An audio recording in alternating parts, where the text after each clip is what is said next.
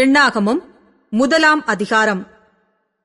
இஸ்ரவேலர் எகிப்து தேசத்திலிருந்து புறப்பட்ட 2ஆம் வருஷம் 2ஆம் மாதம் 1 தேதியில் கர்த்தர் சீனாய் வனாந்திரத்தில் இருக்கிற ஆசரிப்பு கூடாரத்திலே மோசேயை நோக்கி, நீங்கள் இஸ்ரவேல் புத்திரரின் முழு சபையாயிருக்கிற அவர்கள் பிதாக்களுடைய வீட்டு வம்சங்களிலுள்ள புருஷர்களாகிய சகல தலைகளையும் பேர் பேராக எண்ணி தொகையேற்றுங்கள். இஸ்ரவேலிலே 20 வயதுள்ளவர்கள் முதல் யுத்தத்துக்கு புறப்படத்தக்கவர்கள் எல்லாரையும் அவர்கள் சேனைகளின்படி நீயும் ஆரோனும் எண்ணி பார்ப்பீர்களாக. ஒவ்வொரு கோத்திரத்துக்கு ஒவ்வொரு மனிதன் உங்களோடே இருப்பானாக.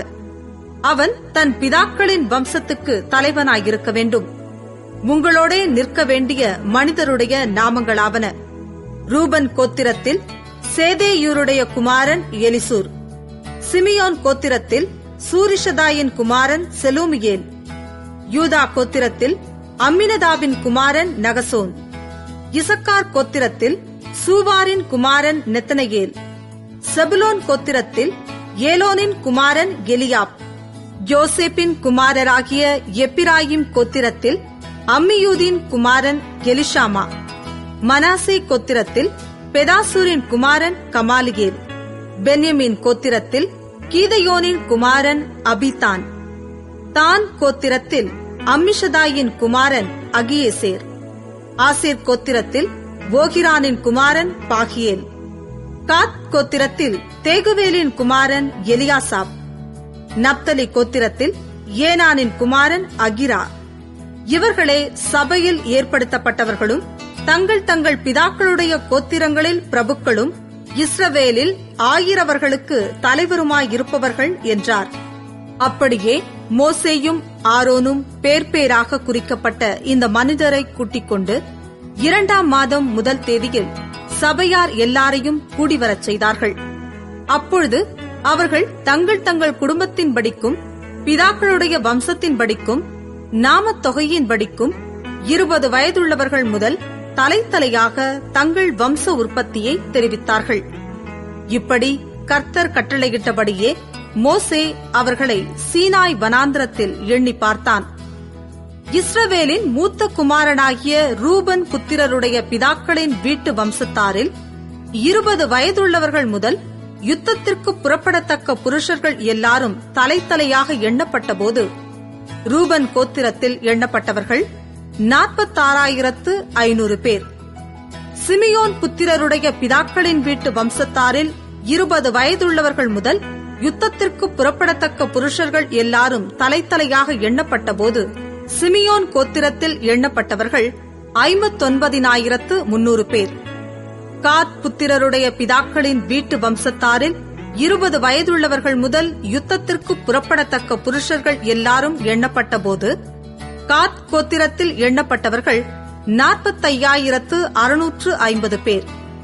யூதா புத்திரருடைய பிதாக்களின் வீட்டு வம்சத்தாரில் 20 வயதுள்ளவர்கள் முதல் யுத்தத்திற்கு புறப்படத்தக்க புருஷர்கள் எல்லாரும் எண்ணப்பட்டபோது யூதா கோத்திரத்தில் எண்ணப்பட்டவர்கள் 74,600 பேர். இசக்கார் புத்திரருடைய பிதாக்களின் வீட்டு வம்சத்தாரில் 20 வயதுள்ளவர்கள் முதல் யுத்தத்திற்கு புறப்படத்தக்க புருஷர்கள் எல்லாரும் எண்ணப்பட்டபோது இசக்கார் கோத்திரத்தில் எண்ணப்பட்டவர்கள் 54,400 பேர்.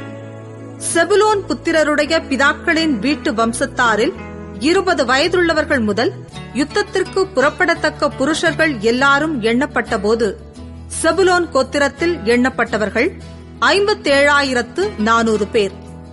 யோசேப்பின் குமாரரில் எப்பிராயிம் புத்திரருடைய பிதாக்களின் வீட்டு வம்சத்தாரில் 20 வயதுள்ளவர்கள் முதல் யுத்தத்திற்கு புறப்படத்தக்க புருஷர்கள் எல்லாரும் எண்ணப்பட்டபோது எப்பிராயிம் கோத்திரத்தில் எண்ணப்பட்டவர்கள் 40,500 பேர்.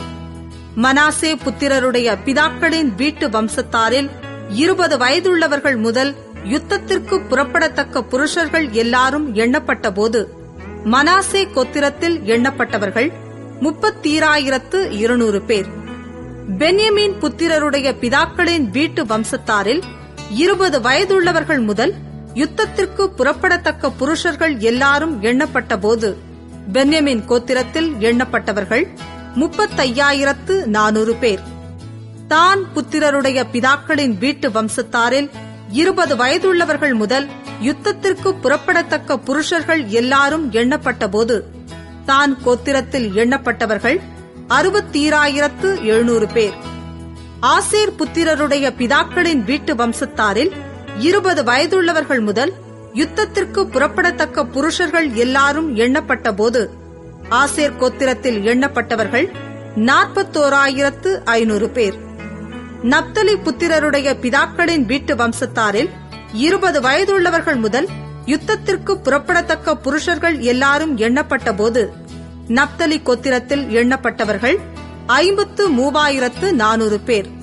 எண்ணப்பட்டவர்கள் இவர்களே. மோசேயும் ஆரோனும் இஸ்ரவேலுடைய பிதாக்களின் வம்சத்தில் ஒவ்வொரு வம்சத்துக்கு ஒவ்வொரு பிரபுவாகிய 12 பேரும் எண்ணினார்கள். இஸ்ரவேல் புத்திரருடைய பிதாக்களின் வம்சத்தில் 20 வயதுள்ளவர்கள் முதல் இஸ்ரவேலில் யுத்தத்திற்கு புறப்படத்தக்கவர்களாகிய எண்ணப்பட்ட பேர்கள் எல்லாரும் 6,03,550 பேராயிருந்தார்கள். லேவியர் தங்கள் பிதாக்களுடைய கோத்திரத்தின்படியே மற்றவர்களுடனே எண்ணப்படவில்லை. கர்த்தர் மோசேயை நோக்கி, நீ லேவி கோத்திரத்தாரை மாத்திரம் எண்ணாமலும் இஸ்ரவேல் புத்திரருக்குள்ளே அவர்கள் தொகையை ஏற்றாமலும் லேவியரை சாட்சியின் வாசஸ்தலத்திற்கும் அதனுடைய சகல பணிமுட்டுகளுக்கும் அதிலுள்ள சமஸ்த பொருள்களுக்கும் விசாரிப்புக்காரராக ஏற்படுத்து. அவர்கள் வாசஸ்தலத்தையும் அதன் சகல பணிமுட்டுகளையும் சுமப்பார்களாக. அதனிடத்தில் ஊழியம் செய்து வாசஸ்தலத்தை சுற்றிலும் பாளையம் இறங்க கடவர்கள். வாசஸ்தலம் புறப்படும் போது லேவியர் அதை இறக்கி வைத்து அது ஸ்தாபனம் பண்ணப்படும் போது லேவியர் அதை எடுத்து நிறுத்த கடவர்கள். அந்நியன் அதற்கு சமீபத்தில் வந்தால் கொலை செய்யப்பட கடவன். இஸ்ரவேல் புத்திரர் தங்கள் தங்கள் பாளையத்தோடும் தங்கள் தங்கள் சேனையின் கொடியோடும் கூடாரம் போட கடவர்கள். இஸ்ரவேல் புத்திரராகிய சபையின் மேல் கடும் கோபம் வராதபடிக்கு லேவியர் சாட்சியின் வாசஸ்தலத்தை சுற்றிலும் பாளையம் இறங்கி லேவியர் சாட்சியின் வாசஸ்தலத்தை காவல் காப்பார்களாக என்றார். கர்த்தர் மோசேக்கு கட்டளையிட்டபடி எல்லாவற்றையும் இஸ்ரவேல் புத்திரர் செய்தார்கள். எண்ணாகமம் 2ஆம் அதிகாரம். கர்த்தர் மோசேயையும் ஆரோனையும் நோக்கி, இஸ்ரவேல் புத்திரர் அவரவர் தங்கள் தங்கள் பிதாக்களுடைய வம்சத்தின் விருதாகிய தங்கள் தங்கள் கொடியண்டையிலே தங்கள் கூடாரங்களை போட்டு ஆசரிப்பு கூடாரத்திற்கு எதிராக சுற்றிலும் பாளையம் இறங்க கடவர்கள். யூதாவின் பாளையத்து கொடியையுடைய சேனைகள் சூரியன் உதிக்கும் கீழ்ப்புறத்திலே பாளையம் இறங்க வேண்டும். அம்மினதாபின் குமாரனாகிய நகசோன் யூதா சந்ததிக்கு சேனாபதியாய் இருக்க கடவன். எண்ணப்பட்ட அவனுடைய சேனை 74,600 பேர். அவன் அருகே இசக்கார் கோத்திரத்தார் பாளையம் இறங்க வேண்டும். சூவாரின் குமாரன் நெத்தனகேல் இசக்கார் சந்ததிக்கு சேனாபதியாய் இருக்க கடவன். எண்ணப்பட்ட அவனுடைய சேனை 54,400 பேர். அவன் அருகே செபுலோன் கோத்திரத்தார் பாளையம் இறங்க வேண்டும். ஏலோனின் குமாரனாகிய எலியாப் செபுலோன் சந்ததிக்கு சேனாபதியாய் இருக்க கடவன். அவனுடைய சேனையில் எண்ணப்பட்டவர்கள் 57,400 பேர். எண்ணப்பட்ட யூதாவின் பாளையத்தார் எல்லாரும் தங்கள் சேனைகளின்படியே 186,400 பேர். இவர்கள் பிரயாணத்திலே முதற் பாளையமாய் போக கடவர்கள். ரூபனுடைய பாளையத்து கொடியையுடைய சேனைகள் தென்புறத்தில் பாளையம் இறங்க வேண்டும். சேதையூரின் குமாரனாகிய எலிசூர் ரூபன் சந்ததியாருக்கு சேனாபதியாய் இருக்க கடவன். அவனுடைய சேனையில் எண்ணப்பட்டவர்கள் 46,500 பேர். அவன் அருகே சிமியோன் கோத்திரத்தார் பாளையம் இறங்க வேண்டும். சூரிஷதாயின் குமாரனாகிய செலூமியேல் சிமியோன் சந்ததியாருக்கு சேனாபதியாய் இருக்க கடவன். அவனுடைய சேனையில் எண்ணப்பட்டவர்கள் 59,300 பேர். அவன் அருகே காத் கோத்திரத்தார் பாளையம் இறங்க வேண்டும். தேகுவேலின் குமாரனாகிய எலியாசாப் காத் சந்ததியாருக்கு சேனாபதியாய் இருக்க கடவன். அவனுடைய சேனையில் எண்ணப்பட்டவர்கள் 45,650 பேர். எண்ணப்பட்ட ரூபனின் பாளையத்தார் எல்லாரும் தங்கள் சேனைகளின்படியே 151,450 பேர். இவர்கள் பிரயாணத்தில் 2ஆம் பாளையமாய் போகக் கடவர்கள். பின்பு ஆசரிப்பு கூடாரம் லேவியரின் சேனையோடே பாளையங்களின் நடுவே பிரயாணப்பட்டு போக வேண்டும். எப்படி பாளையம் இறங்குகிறார்களோ அப்படியே அவரவர் தங்கள் வரிசையிலே தங்கள் கொடிகளோடே பிரயாணமாய் போகக் கடவர்கள். எப்பிராயிமுடைய பாளையத்து கொடியையுடைய சேனைகள் மேல்புறத்தில் இறங்க வேண்டும். அம்மியூதின் குமாரனாகிய எலிஷாமா எப்பிராயிமின் சந்ததிக்கு சேனாபதியாய் இருக்க கடவன். அவனுடைய சேனையில் எண்ணப்பட்டவர்கள் 40,500 பேர். அவன் அருகே மனாசே கோத்திரத்தார் பாளையம் இறங்க வேண்டும். பெதாசூரின் குமாரனாகிய கமாலியேல் மனாசே சந்ததிக்கு சேனாபதியாய் இருக்க கடவன். அவனுடைய சேனையில் எண்ணப்பட்டவர்கள் 30,200 பேர். அவன் அருகே பென்யமின் கோத்திரத்தார் பாளையம் இறங்க வேண்டும். கீதையோனின் குமாரனாகிய அபீதான் பென்யமின் சந்ததிக்கு சேனாபதியாய் இருக்க கடவன். அவனுடைய சேனையில் எண்ணப்பட்டவர்கள் 35,400 பேர். எண்ணப்பட்ட எப்பிராயிமின் பாளையத்தார் எல்லாரும் தங்கள் சேனைகளின்படியே 1,08,100 பேர். இவர்கள் பிரயாணத்தில் 3ஆம் பாளையமாய் போகக் கடவர்கள். தானுடைய பாளையத்து கொடியையுடைய சேனைகள் வடபுறத்தில் இறங்க வேண்டும். அம்மிஷதாயின் குமாரனாகிய அகியேசேர் தான் வம்சத்திற்கு சேனாபதியாய் இருக்க கடவன். அவனுடைய சேனையில் எண்ணப்பட்டவர்கள் 60,700 பேர். அவன் அருகே ஆசேர் கோத்திரத்தார் பாளையம் இறங்க வேண்டும். போகிரானின் குமாரனாகிய பாகியேல் ஆசேர் சந்ததிக்கு சேனாபதியாய் இருக்க கடவன். அவனுடைய சேனையில் எண்ணப்பட்டவர்கள் 41,500 பேர். அவன் அருகே நப்தலி கோத்திரத்தார் பாளையம் இறங்க வேண்டும். ஏனானின் குமாரனாகிய அகீரா நப்தலி சந்ததியாருக்கு சேனாபதியாய் இருக்க கடவன். அவனுடைய சேனையில் எண்ணப்பட்டவர்கள் 53,400 பேர். எண்ணப்பட்ட தானின் பாளையத்தார் எல்லாரும் 1,57,600 பேர். இவர்கள் தங்கள் கொடிகளோடே பின் பாளையமாய் போகக் கடவர்கள். இவர்களே தங்கள் தங்கள் பிதாக்களின் வம்சத்தின்படி இஸ்ரவேல் புத்திரரில் எண்ணப்பட்டவர்கள். பாளையங்களிலே தங்கள் தங்கள் சேனைகளின்படியே எண்ணப்பட்டவர்கள் எல்லாரும் 6,03,550 பேராய் இருந்தார்கள். லேவியரோ கர்த்தர் மோசேக்கு கட்டளையிட்டபடி இஸ்ரவேல் புத்திரருக்குள்ளே எண்ணப்படவில்லை. கர்த்தர் மோசேக்கு கட்டளையிட்டபடியெல்லாம் இஸ்ரவேல் புத்திரர் செய்து தங்கள் தங்கள் கொடிகளின் கீழ் பாளையம் இறங்கி தங்கள் தங்கள் பிதாக்களுடைய வம்சங்களின்படியே பிரயாணப்பட்டு போனார்கள். எண்ணாகமம் 3ஆம் அதிகாரம். சீனாய் மலையில் கர்த்தர் மோசேயோடே பேசின நாளிலே ஆரோன் மோசே என்பவர்களுடைய வம்ச வரலாறாவது. ஆரோனுடைய குமாரர் முதல் பிறந்தவனாகிய நாதாப், அபியூ, எலெயாசார், இத்தாமார் என்பவர்களே. ஆசாரிய ஊழியம் செய்கிறதற்கு அவனால் பிரதிஷ்டை செய்யப்பட்டு அபிஷேகம் பெற்ற ஆசாரியரான ஆரோனுடைய குமாரரின் நாமங்கள் இவைகளே. நாதாபும் அபியூவும் சீனாய் வனாந்திரத்தில் அந்நிய அக்கினியை கர்த்தருடைய சன்னதியில் கொண்டு வந்தபோது கர்த்தருடைய சன்னதியில் மரித்துப் போனார்கள். அவர்களுக்கு பிள்ளைகள் இல்லை. எலெயாசாரும் இத்தாமாருமே தங்கள் தகப்பனாகிய ஆரோனுக்கு முன்பாக ஆசாரிய ஊழியம் செய்தார்கள். கர்த்தர் மோசேயை நோக்கி, நீ லேவி கோத்திரத்தாரைச் சேர்த்து அவர்கள் ஆசாரியனாகிய ஆரோனுக்கு பணிவிடை செய்யும்படி அவர்களை நிறுத்து. அவர்கள் ஆசரிப்பு கூடாரத்துக்கு முன்பாக அவனுடைய காவலையும் எல்லா சபையின் காவலையும் காத்து வாசஸ்தலத்தின் பணிவிடை வேலைகளை செய்ய கடவர்கள். அவர்கள் ஆசரிப்பு கூடாரத்தின் தட்டுமுட்டு முதலானவைகளையும் இஸ்ரவேல் புத்திரரின் காவலையும் காத்து வாசஸ்தலத்தின் பணிவிடைகளை செய்ய கடவர்கள். ஆகையால் லேவியரை ஆரோனிடத்திலும் அவன் குமாரரிடத்திலும் ஒப்புக் கொடுப்பாயாக. இஸ்ரவேல் புத்திரரில் இவர்கள் முற்றிலும் அவனுக்கு ஒப்புக் கொடுக்கப்பட்டிருக்கிறார்கள். ஆரோனையும் அவன் குமாரரையுமோ தங்கள் ஆசாரிய ஊழியத்தை செய்வதற்காக நியமிக்க கடவாய். அந்த ஊழியத்தை செய்யும்படி சேருகிற அந்நியன் கொலை செய்யப்பட கடவன் என்றார். பின்னும் கர்த்தர் மோசேயை நோக்கி, இஸ்ரவேல் புத்திரரில் கர்ப்பம் திறந்து பிறக்கிற முதற் பேரான யாவுக்கும் பதிலாக நான் லேவியரை இஸ்ரவேல் புத்திரரிலிருந்து எடுத்துக்கொண்டேன். அவர்கள் என்னுடையவர்களாயிருக்கிறார்கள். முதற்பேறானவை எல்லாம் என்னுடையவை. நான் எகிப்து தேசத்தில் முதற்பேறான யாவையும் சங்கரித்த நாளில் இஸ்ரவேலில் மனிதர் முதல் மிருக ஜீவன் மட்டுமுள்ள முதற்பேறான யாவையும் எனக்கென்று பரிசுத்தப்படுத்தினதினாலே அவைகள் என்னுடையவைகளாயிருக்கும். நான் கர்த்தர் என்றார். பின்னும் கர்த்தர் சீனாய் வனாந்திரத்தில் மோசேயை நோக்கி, லேவி புத்திரரை அவர்கள் பிதாக்களின் வம்சங்களின்படியே எண்ணுவாயாக.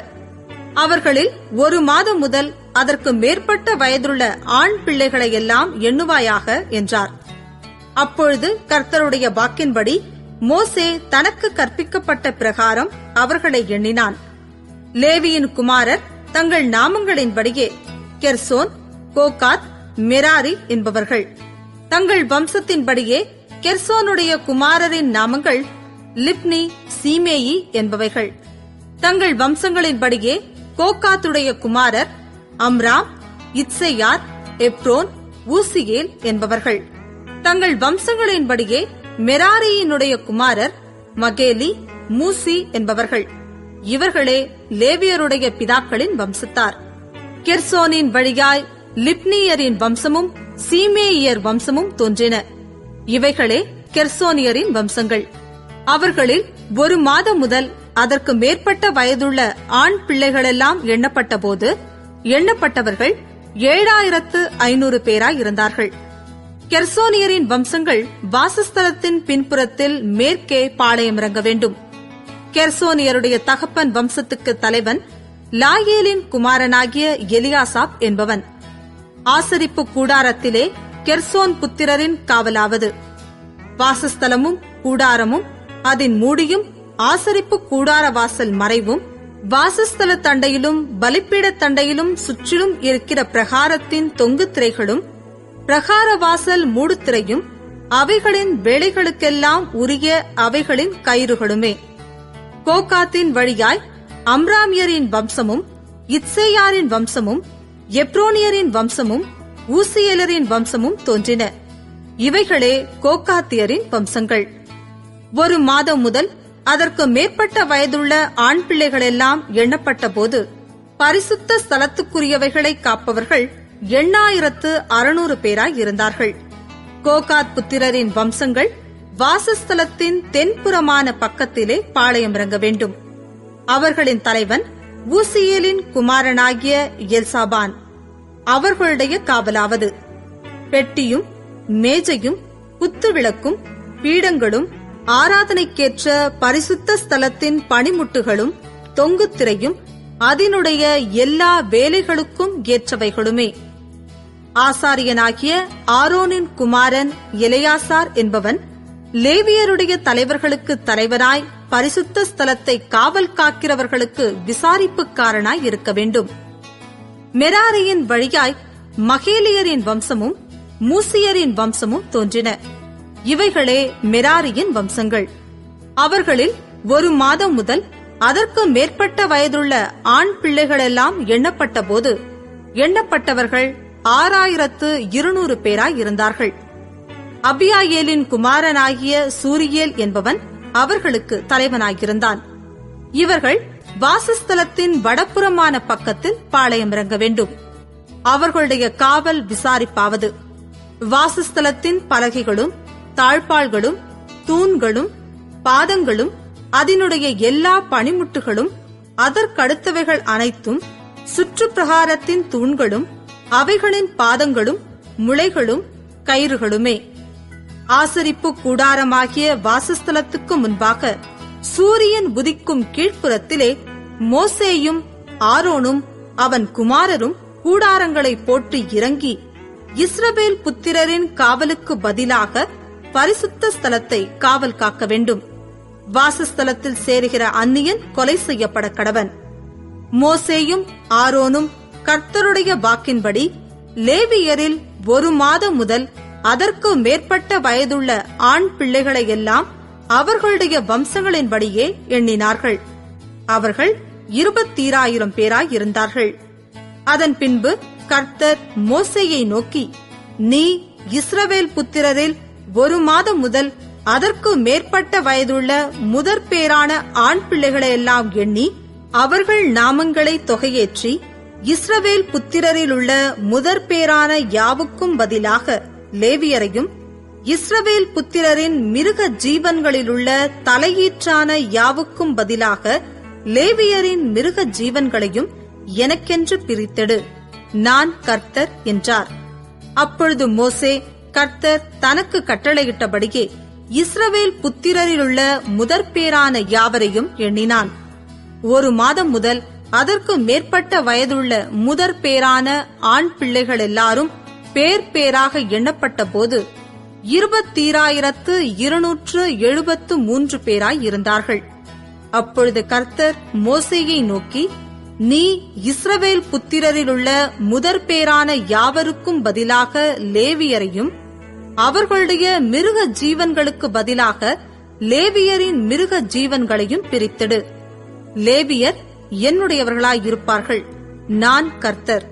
இஸ்ரவேல் புத்திரருடைய முதற்பேறுகளில் லேவியரின் தொகைக்கு அதிகமாயிருந்து மீட்கப்பட வேண்டிய 273 பேரிடத்திலும் நீ தலைக்கு 5 சேக்கல் வீதமாக பரிசுத்த சேக்கல் கணக்கின்படி வாங்குவாயாக. அந்த சேக்கலானது 20 கேரா. லேவியருடைய தொகைக்கு அதிகமானவர்கள் மீட்கப்படும் திரவியத்தை ஆரோனுக்கும் அவன் குமாரருக்கும் கொடுப்பாயாக என்றார்.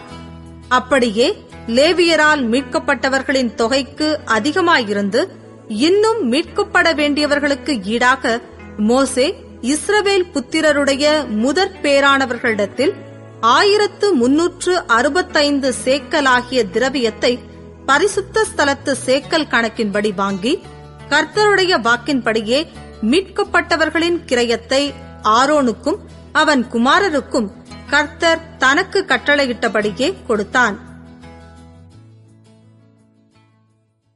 எண்ணாகமம் 4ஆம் அதிகாரம். கர்த்தர் மோசேயையும் ஆரோனையும் நோக்கி, லேவியன் புத்திரருக்குள்ளே இருக்கிற கோகாத் புத்திரருடைய பிதாக்களின் வீட்டு வம்சங்களில் ஆசரிப்பு கூடாரத்திலே வேலை செய்யும் சேனைக்கு உட்படத்தக்க 30 வயது முதல் 50 வயது வரைக்கும் உள்ள எல்லாரையும் எண்ணி தொகையிடுவாயாக. ஆசரிப்பு கூடாரத்திலே கோகாத் புத்திரரின் பணிவிடை மகா பரிசுத்தமானவைகளுக்குரியது. பாளையம் புறப்படும் போது ஆரோனும் அவன் குமாரரும் வந்து மறைவின் திரைச்சீலையை இறக்கி அதனாலே சாட்சியின் பெட்டியை மூடி அதின்மேல் தகசுத்தோல் மூடியை போட்டு அதின்மேல் முற்றிலும் நீலமான துப்பட்டியை விரித்து அதன் தண்டுகளை பாய்ச்சி சமூகத்தப்ப மேஜையின் மேல் நீல துப்பட்டியை விரித்து தட்டுகளையும் தூப கரண்டிகளையும் கிண்ணங்களையும் மூடுகிற தட்டுகளையும் அதின்மேல் வைப்பார்களாக. நித்திய அப்பமும் அதின்மேல் இருக்க கடவது. அவைகளின் மேல் அவர்கள் சிவப்பு துப்பட்டியை விரித்து அதை தகசுத்தோல் மூடியால் மூடி அதன் தண்டுகளை பாய்ச்சி இளநீல துப்பட்டியை எடுத்து குத்து விளக்கு தண்டையும் அதன் அகல்களையும் அதன் கத்தரிகளையும் சாம்பல் பாத்திரங்களையும் அதற்குரிய எண்ணெய் பாத்திரங்களையும் மூடி அதையும் அதற்கடுத்த தட்டுமுட்டுகள் யாவையும் தகசுத்தோல் மூடிக்குள்ளே போட்டு அதை ஒரு தண்டிலே கட்டி பொற்பீடத்தின் மேல் இளநீல துப்பட்டியை விரித்து அதை தகசுத்தோல் மூடியால் மூடி அதன் தண்டுகளை பாய்ச்சி பரிசுத்த ஸ்தலத்தில் வழங்கும் ஆராதனைக்கேற்ற சகல தட்டுமுட்டுகளையும் எடுத்து இளநீல துப்பட்டியிலே போட்டு தகசுத்தோல் மூடியினால் மூடி தண்டின் மேல் கட்டி பலிப்பீடத்தை சாம்பலர விளக்கி அதின்மேல் இரத்தாம்பர துப்பட்டியை விரித்து அதின்மேல் ஆராதனைக்கேற்ற சகல பனிமுட்டுகளாகிய கலசங்களையும் முள் துறடுகளையும் சாம்பல் எடுக்கும் கரண்டிகளையும் கலசங்களையும் பலிப்பிடத்திற்கடுத்த எல்லா பாத்திரங்களையும் அதின்மேல் வைத்து அதின்மேல் தகசுத்தோல் மூடியை விரித்து அதன் தண்டுகளை பாய்ச்ச கடவர்கள். பாளையம் புறப்படும் போது ஆரோனும் அவன் குமாரரும் பரிசுத்த ஸ்தலத்தையும் அதனுடைய சகல பனிமுட்டுகளையும் மூடி தீர்ந்த பின்பு கோகாத் புத்திரர் அதை எடுத்துக்கொண்டு போகிறதற்கு வரக்கடவர்கள். அவர்கள் சாகாதபடிக்கு பரிசுத்தமானதை தொடாதிருக்க கடவர்கள். ஆசரிப்பு கூடாரத்திலே கோகாத் புத்திரர் சுமக்கும் சுமை இதுவே. ஆசாரியனாகிய ஆரோனின் குமாரன் எலெயாசார் விளக்குக்கு எண்ணெயையும் சுகந்த தூப வர்க்கத்தையும் தினந்தோறும் இடும் போஜன பலியையும் அபிஷேக தைலத்தையும் வாசஸ்தலம் முழுவதையும் அதிலுள்ள யாவையும் பரிசுத்த ஸ்தலத்தையும் அதன் பணிமுட்டுகளையும் விசாரிக்க கடவன் என்றார். கர்த்தர் மோசேயையும் ஆரோனையும் நோக்கி, லேவியருக்குள்ளே கோகாத் வம்சமாகிய கோத்திரத்தார் அழிந்து போகாதபடி பாருங்கள். அவர்கள் மகா பரிசுத்தமானவைகளை கிட்டுகையில் சாகாமல் உயிரோடு இருக்கும்படிக்கு நீங்கள் அவர்களுக்காக செய்ய வேண்டியதாவது, ஆரோனும் அவன் குமாரரும் வந்து அவர்களில் அவனவனை அவனவன் செய்யும் வேலைக்கும் அவனவன் சுமக்கும் சுமைக்கும் நியமிக்க கடவர்கள். அவர்களோ சாகாதபடிக்கு பரிசுத்தமானவைகள் மூடப்படும் போது பார்க்கிறதற்கு உட்பிரவேசியாமல் இருப்பார்களாக என்றார். பின்னும் கர்த்தர் மோசேயை நோக்கி, கெர்சோன் புத்திரருடைய பிதாக்களின் வீட்டு வம்சங்களிலும் ஆசரிப்பு கூடாரத்திலே பணிவிடை வேலை செய்யும் சேனைக்கு உட்படத்தக்க 30 வயது முதல் 50 வயது வரைக்கும் உள்ள எல்லாரையும் எண்ணி தொகையேற்றுவாயாக. பணிவிடை செய்கிறதிலும் சுமக்கிறதிலும் கெர்சோன் வம்சத்தாரின் வேலையாவது, அவர்கள் வாசஸ்தலத்துக்கும் ஆசரிப்பு கூடாரத்துக்கும் உரிய தொங்கு திரையையும் மூடியையும் அவைகளின் மேல் இருக்கிற தகசுத்தோல் மூடியையும் ஆசரிப்பு கூடாரவாசல் மறைவையும் பிரகாரத்தின் தொங்கு திரைகளையும் வாசஸ்தல தண்டையிலும் பலிப்பீட தண்டையிலும் சுற்றிலும் இருக்கிற பிரகாரத்தினுடைய வாசல் தொங்கு திரையையும் அவைகளின் கயிறுகளையும் அவைகளின் வேலைக்கடுத்த கருவிகள் யாவையும் சுமந்து அவைகளுக்காக செய்ய வேண்டிய யாவையும் செய்ய கடவர்கள். கெர்சோன் புத்திரர் சுமக்க வேண்டிய சுமைகளும் செய்ய வேண்டிய பணிவிடைகளாகிய சகல வேலைகளும் ஆரோனும் அவன் குமாரரும் சொல்லுகிறபடியே செய்ய வேண்டும். அவர்கள் சுமக்க வேண்டிய சகல சுமைகளையும் நீங்கள் நியமித்து அவர்களிடத்தில் ஒப்புவியுங்கள். கெர்சோன் புத்திரரின் வம்சத்தார் ஆசரிப்பு கூடாரத்திலே செய்யும் பணிவிடை இதுதான். அவர்களை வேலை கொள்ளும் விசாரணை ஆசாரியனாகிய ஆரோனின் குமாரன் இத்தாமாருடைய கைக்குள் இருக்க வேண்டும். மெராரி புத்திரருடைய பிதாக்களின் வீட்டு வம்சங்களிலும் ஆசரிப்பு கூடாரத்திலே பணிவிடை வேலை செய்யும் சேனைக்கு உட்படத்தக்க 30 வயது முதல் 50 வயது வரைக்கும் உள்ள எல்லாரையும் எண்ணக்கடவாய். ஆசரிப்பு கூடாரத்தில் அவர்கள் செய்யும் எல்லா பணிவிடைக்கும் அடுத்த காவல் விசாரிப்பாவது, வாசஸ்தலத்தின் பலகைகளும் தாழ்பாள்களும் தூண்களும் பாதங்களும் சுற்றிலும் இருக்கிற பிரகாரத்தின் தூண்களும் அவைகளின் பாதங்களும் முளைகளும் கயிறுகளும் அவைகளின் சகல கருவிகளும் அவற்றிற்கு அடுத்த மற்றெல்லா வேலையும் தானே.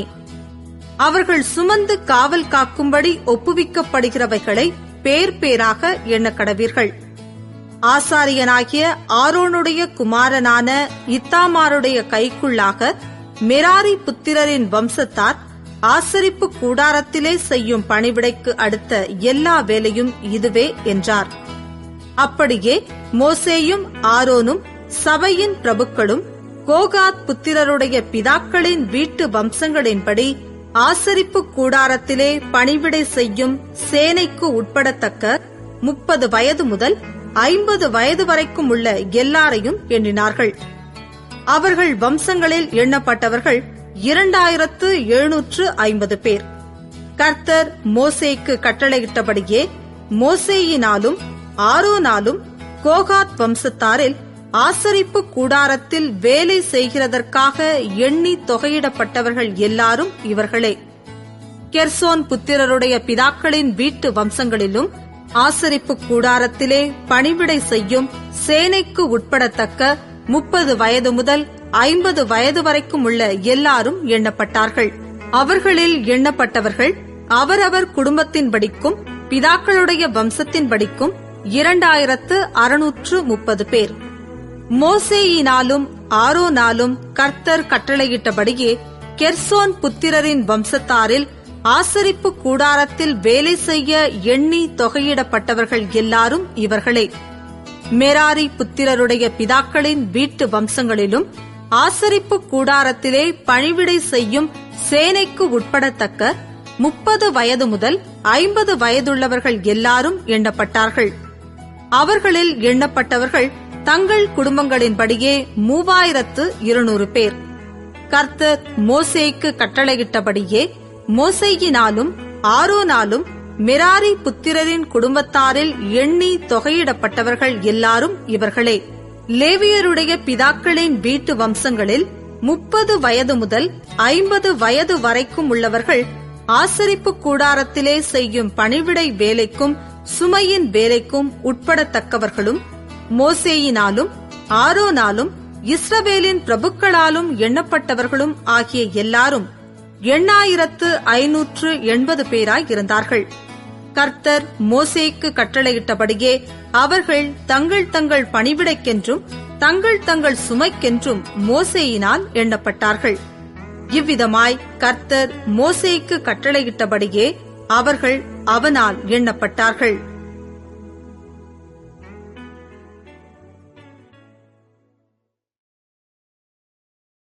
எண்ணாகமம் 5ஆம் அதிகாரம். கர்த்தர் மோசேயை நோக்கி, குஷ்டரோகிகள் யாவரையும், பிரமியமுள்ளவர்கள் யாவரையும், சவத்தினால் தீட்டுப்பட்டவர்கள் யாவரையும் பாளையத்திலிருந்து விலக்கிவிட இஸ்ரவேல் புத்திரருக்கு கட்டளையிடு. ஆண் பிள்ளையானாலும் பெண் பிள்ளையானாலும் அப்படிப்பட்டவர்களை நீங்கள் விலக்கி, நான் வாசம் பண்ணுகிற தங்கள் பாளையங்களை அவர்கள் தீட்டுப்படுத்தாதபடிக்கு நீங்கள் அவர்களை பாளையத்திற்கு புறம்பாக்கிவிட கடவீர்கள் என்றார். கர்த்தர் மோசேக்கு சொன்னபடியே இஸ்ரவேல் புத்திரர் செய்து அவர்களை பாளையத்திற்கு புறம்பாக்கிவிட்டார்கள். மேலும் கர்த்தர் மோசேயை நோக்கி, நீ இஸ்ரவேல் புத்திரரோடே சொல்ல வேண்டியது என்னவென்றால், ஒரு புருஷனானாலும் ஸ்திரீயானாலும் கர்த்தருடைய கட்டளையை மீறி மனிதர் செய்யும் பாவங்களில் யாதொரு பாவத்தைச் செய்து குற்றவாளியானால் அவர்கள் தாங்கள் செய்த பாவத்தை அறிக்கையிட கடவர்கள். அப்படிப்பட்டவன் தான் செய்த குற்றத்து நிமித்தம் அபராதத்தின் முதலோடே 1/5 பங்கை அதிகமாய்க் கூட்டி தான் குற்றம் செய்தவனுக்கு செலுத்த கடவன். அதை கேட்டு வாங்குகிறதற்கு இனத்தான் ஒருவனும் இல்லாதிருந்தால் அப்பொழுது அவனுக்காக பாவ நிவர்த்தி செய்யும்படி ஆட்டுக்கடா செலுத்தப்படுவதுமல்லாமல் கர்த்தருக்கு அந்த அபராதம் செலுத்தப்பட்டு அது ஆசாரியனைச் சேர வேண்டும். இஸ்ரவேல் புத்திரர் ஏறெடுத்து படைக்கும்படி ஆசாரியனிடத்தில் கொண்டு வருகிற எல்லா பரிசுத்தமான படைப்பும் அவனுடையதாயிருக்கும்.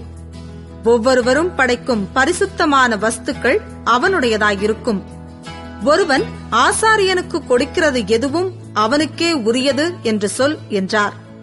கர்த்தர் மோசேயை நோக்கி, நீ இஸ்ரவேல் புத்திரருக்கு சொல்ல வேண்டியது என்னவென்றால், ஒருவனுடைய மனைவி பிறர் முகம் பார்த்து புருஷனுக்கு துரோகம் பண்ணி ஒருவனோடே சம்யோகமாய் சயனித்திருந்த விஷயத்தில் அவள் தீட்டுப்பட்டவளாயிருந்தும் அவளுடைய புருஷன் கண்களுக்கு அது மறைக்கப்பட்டு வெளிக்கு வராமல் இருக்கிற போதும், சாட்சியில்லாமலும் அவள் கையும் களவுமாக பிடிக்கப்படாமலும் இருக்கிற போதும், எரிச்சலின் ஆவி அவன் மேல் வந்து அவன் தன்னுடைய மனைவி தீட்டுப்படுத்தப்பட்டிருக்க தீட்டுப்படுத்தப்பட்ட தன் மனைவியின் மேல் குரோதம் கொண்டிருந்தாலும், அல்லது அவன் மனைவி தீட்டுப்படுத்தப்படாதிருக்க எரிச்சலின் ஆவி அவன் மேல் வந்து அவன் அவள் மேல் குரோதம் கொண்டிருந்தாலும், அந்த புருஷன் தன் மனைவியை ஆசாரியனிடத்தில் அழைத்துக் கொண்டு வந்து அவள் நிமித்தம் ஒரு எப்பா அளவான வார்கோதுமை மாவிலே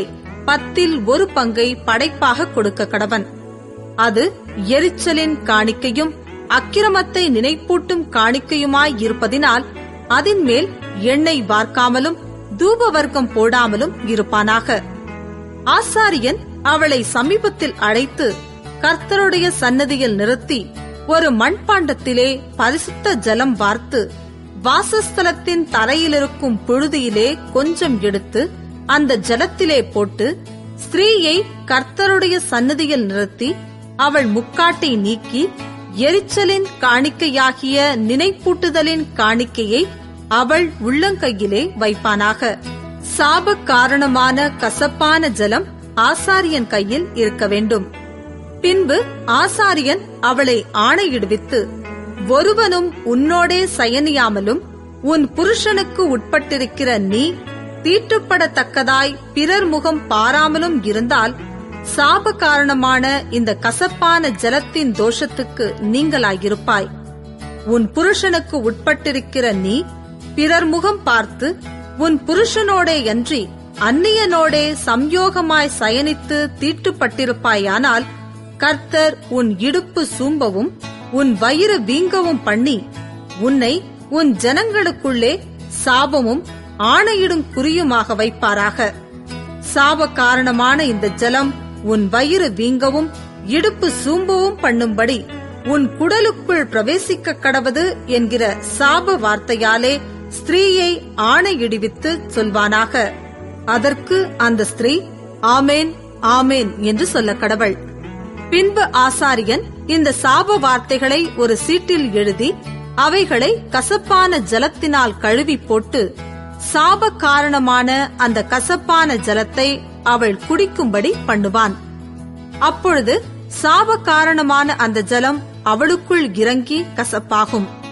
பின்பு ஆசாரியன் எரிச்சலின் காணிக்கையை அந்த ஸ்திரீயின் கையிலிருந்து வாங்கி அதை கர்த்தருடைய சந்நிதியில் அசைவாட்டி பீடத்தின் மேல் செலுத்தி ஞாபக குறியாக அதிலே ஒரு கைப்பிடி நிறைய எடுத்து பீடத்தின் மேல் தகனித்து பின்பு ஸ்திரீக்கு அந்த ஜலத்தை குடிக்கும்படி கொடுக்க கடவன். அந்த ஜலத்தை குடிக்கச் செய்த பின்பு சம்பவிப்பதாவது, அவள் தீட்டுப்பட்டு தன் புருஷனுக்கு துரோகம் பண்ணியிருந்தால் சாப காரணமான அந்த ஜலம் அவளுக்குள் பிரவேசித்து கசப்புண்டானதினால் அவள் வயிறு வீங்கி அவள் இடுப்பு சூம்பும். இப்படியே அந்த ஸ்திரீ தன் ஜனங்களுக்குள்ளே சாபமாக இருப்பாள். அந்த ஸ்திரீ தீட்டுப்படாமல் சுத்தமாயிருந்தால் அவள் அதற்கு நீங்களாகி கர்ப்பம் தரிக்க தக்கவளாயிருப்பாள். ஒரு ஸ்திரீ தன் புருஷனோடேயன்றி அந்நிய புருஷனோடே சேர்ந்து தீட்டுப்பட்டதினால் உண்டான எரிச்சலுக்கும் புருஷன் மேல் எரிச்சலின் ஆவி வருகிறதினால் அவன் தன் மனைவியின் மேல் அடைந்த சமுசயத்துக்கும் அடுத்த பிரமாணம் இதுவே. அவன் கர்த்தருடைய சந்நிதியில் தன் மனைவியை நிறுத்துவானாக. ஆசாரியன் இந்த பிரமாணத்தின்படியெல்லாம் அவளுக்கு செய்ய கடவன். புருஷனானவன் அக்கிரமத்திற்கு நீங்களாயிருப்பான். அப்படிப்பட்ட ஸ்திரீயோ தன் அக்கிரமத்தை சுமப்பாள் என்று சொல் என்றார்.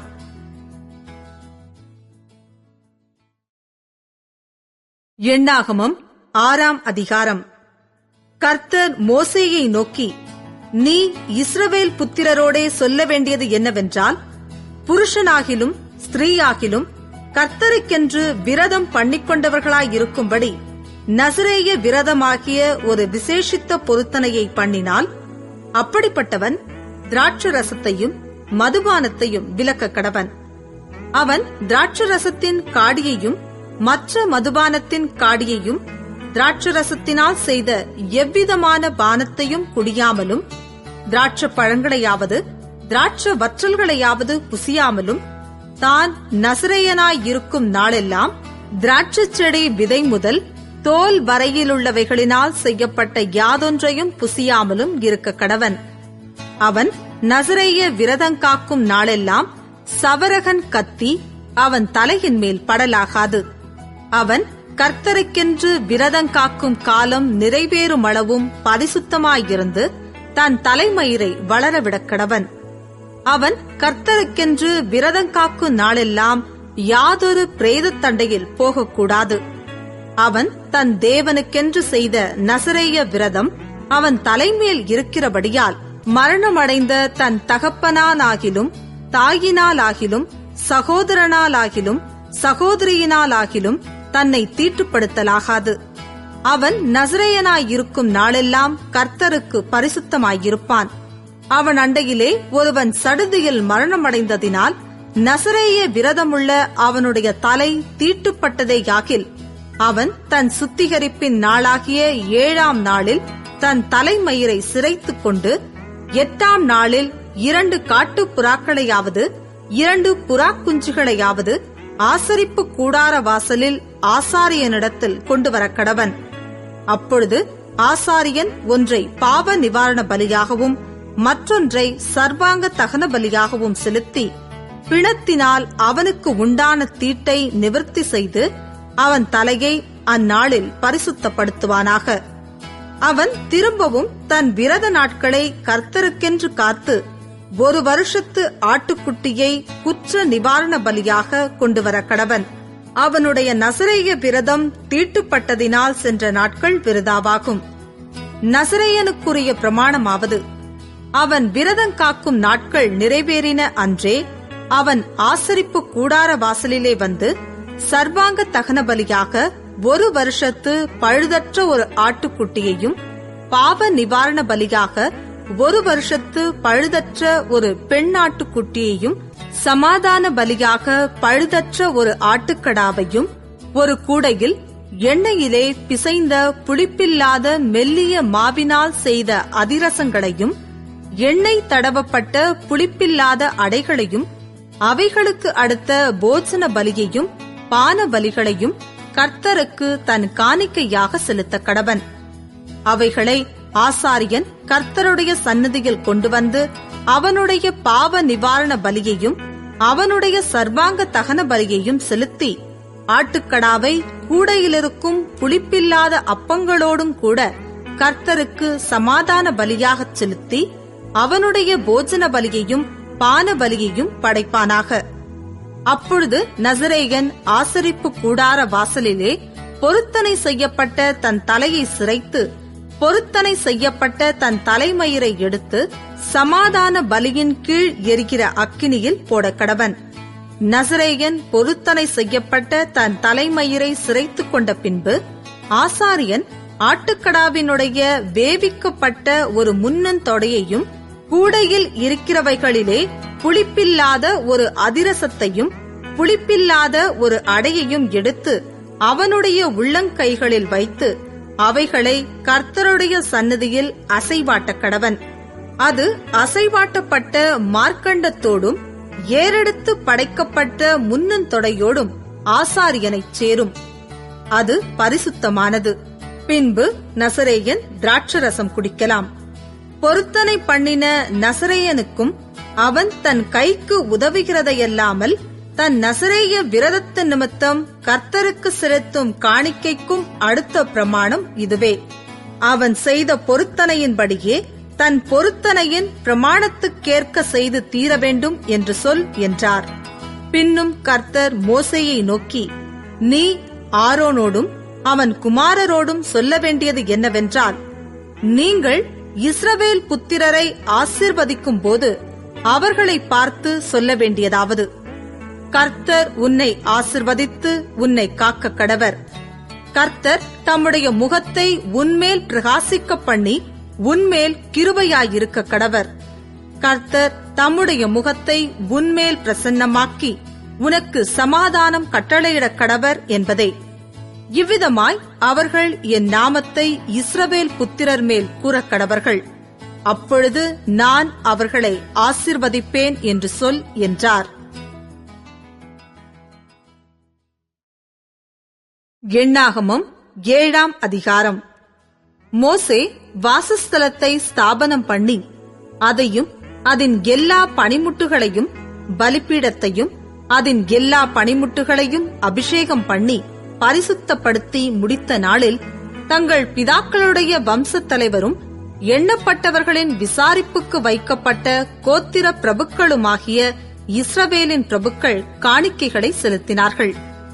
தங்கள் காணிக்கையாக 6 கூண்டு வண்டில்களையும் 12 மாடுகளையும் 2 பிரபுக்களுக்கு ஒவ்வொரு வண்டிலும் ஒவ்வொரு பிரபுக்கு ஒவ்வொரு மாடுமாக கர்த்தருக்கு செலுத்த வாசஸ்தலத்திற்கு முன்பாக கொண்டு வந்தார்கள். அப்பொழுது கர்த்தர் மோசேயை நோக்கி, நீ அவர்களிடத்தில் ஆசரிப்பு கூடாரத்தின் ஊழியத்திற்காக அவைகளை வாங்கி லேவியருக்கு அவரவர் வேலைக்கு தக்கவைகளாக பங்கிட்டுக் கொடு என்றார். அப்பொழுது மோசே அந்த வண்டில்களையும் மாடுகளையும் வாங்கி லேவியருக்கு கொடுத்தான். 2 வண்டில்களையும் 4 மாடுகளையும் கெர்சோன் புத்திரருக்கு அவர்கள் வேலைக்கு தக்க பங்காக கொடுத்தான். 4 வண்டில்களையும் 8 மாடுகளையும் மெராரியின் புத்திரருக்கு ஆசாரியனாகிய ஆரோனின் குமாரர் இத்தாமாருடைய கையின் கீழிருக்கிற அவர்களுடைய வேலைக்கு தக்க பங்காக கொடுத்தான். கோகாத்தின் புத்திரருக்கோ ஒன்றும் கொடுக்கவில்லை. தோள்மேல் சுமப்பதே அவர்களுக்குரிய பரிசுத்த ஸ்தலத்தின் வேலையாயிருந்தது. பலிபீடம் அபிஷேகம் பண்ணப்பட்ட நாளிலே பிரபுக்கள் அதன் பிரதிஷ்டைக்காக காணிக்கைகளை செலுத்தி பலிபீடத்துக்கு முன்பாக தங்கள் காணிக்கைகளை கொண்டு வந்தார்கள். அப்பொழுது கர்த்தர் மோசேயை நோக்கி, பலிபீடத்தின் பிரதிஷ்டைக்காக ஒவ்வொரு பிரபுவும் தன் தன் நாளில் தன் தன் காணிக்கையை செலுத்த கடவன் என்றார். அப்படியே முதலாம் நாளில் தன் காணிக்கையை செலுத்தினவன் யூதா கோத்திரத்தானாகிய அம்மினதாபின் குமாரன் நகசோன். அவன் காணிக்கையாவது, போஜன பலியாக படைக்கும் பொருட்டு எண்ணெயிலே பிசைந்த மெல்லிய மாவினால் நிறைந்ததும் பரிசுத்த ஸ்தலத்தின் சேக்கல் கணக்காக 130 சேக்கல் நிறையுள்ளதுமான ஒரு வெள்ளித்தாளமும் 70 சேக்கல் நிறையுள்ள ஒரு வெள்ளிக் கலமும் ஆகிய இவ்விரண்டும், தூபவர்க்கம் நிறைந்த 10 சேக்கல் நிறையுள்ள பொன்னினால் செய்த ஒரு தூப கரண்டியும், சர்வாங்க தகன பலியாக ஒரு காளையும் ஒரு ஆட்டுக்கடாவும் 1 வயதான ஒரு ஆட்டுக்குட்டியும், பாவ நிவாரண பலியாக ஒரு வெள்ளாட்டுக்கடாவும், சமாதான பலியாக 2 மாடுகளும் 5 ஆட்டுக்கடாக்களும் 5 வெள்ளாட்டுக்கடாக்களும் 1 வயதான 5 ஆட்டுக்குட்டிகளுமே. இது அம்மினதாபின் குமாரனாகிய நகசோனின் காணிக்கை. 2ஆம் நாளில் இசக்காரின் பிரபுவாகிய சூவாரின் குமாரன் நெத்தனயேல் காணிக்கை செலுத்தினான். அவன் காணிக்கையாவது, போஜன பலியாக படைக்கும் பொருட்டு எண்ணெயிலே பிசைந்த மெல்லிய மாவினால் நிறைந்ததும் பரிசுத்த ஸ்தலத்தின் சேக்கல் கணக்காக 130 சேக்கல் நிறையுள்ளதுமான ஒரு வெள்ளித்தாளமும் 70 சேக்கல் நிறையுள்ள ஒரு வெள்ளிக்கலமும் ஆகிய இவ்விரண்டும், தூபவர்க்கம் நிறைந்த 10 சேக்கல் நிறையுள்ள பொன்னினால் செய்த ஒரு தூபக்கரண்டியும், சர்வாங்க தகன பலியாக ஒரு காளையும் ஒரு ஆட்டுக்கடாவும் 1 வயதான ஒரு ஆட்டுக்குட்டியும், பாவ நிவாரண பலியாக ஒரு வெள்ளாட்டுக்கடாவும், சமாதான பலியாக 2 மாடுகளும் 5 ஆட்டுக்கடாக்களும் 5 வெள்ளாட்டுக்கடாக்களும் 1 வயதான 5 ஆட்டுக்குட்டிகளுமே. இது சூபாரின் குமாரனாகிய நெத்தனயேலின் காணிக்கை. 3ஆம் நாளில் ஏலோனின் குமாரனாகிய எலியாப் என்னும் செபுலோன் புத்திரரின் பிரபு காணிக்கை செலுத்தினான். அவன் காணிக்கையாவது, போஜன பலியாக படைக்கும் பொருட்டு எண்ணெயிலே பிசைந்த மெல்லிய மாவினால் நிறைந்ததும் பரிசுத்த ஸ்தலத்தின் சேக்கல் கணக்காக 130 சேக்கல் நிறையுள்ளதுமான ஒரு வெள்ளித்தாளமும் 70 சேக்கல் நிறையுள்ள ஒரு வெள்ளிக்கலமும் ஆகிய இவ்விரண்டும், தூபவர்க்கம் நிறைந்த 10 சேக்கல் நிறையுள்ள பொன்னினால் செய்த ஒரு தூபக்கரண்டியும், சர்வாங்க தகன பலியாக ஒரு காளையும் ஒரு ஆட்டுக்கடாவும் 1 வயதான ஒரு ஆட்டுக்குட்டியும், பாவ நிவாரண பலியாக ஒரு வெள்ளாட்டுக்கடாவும், சமாதான பலியாக 2 மாடுகளும் 5 ஆட்டுக்கடாக்களும் 5 வெள்ளாட்டுக்கடாக்களும் 1 வயதான 5 ஆட்டுக்குட்டிகளுமே. இது ஏலோனின் குமாரனாகிய எலியாபின் காணிக்கை. 4ஆம் நாளில் சேதேயூரின் குமாரனாகிய எலிசூர் என்னும் ரூபன் புத்திரரின் பிரபு காணிக்கை செலுத்தினான்.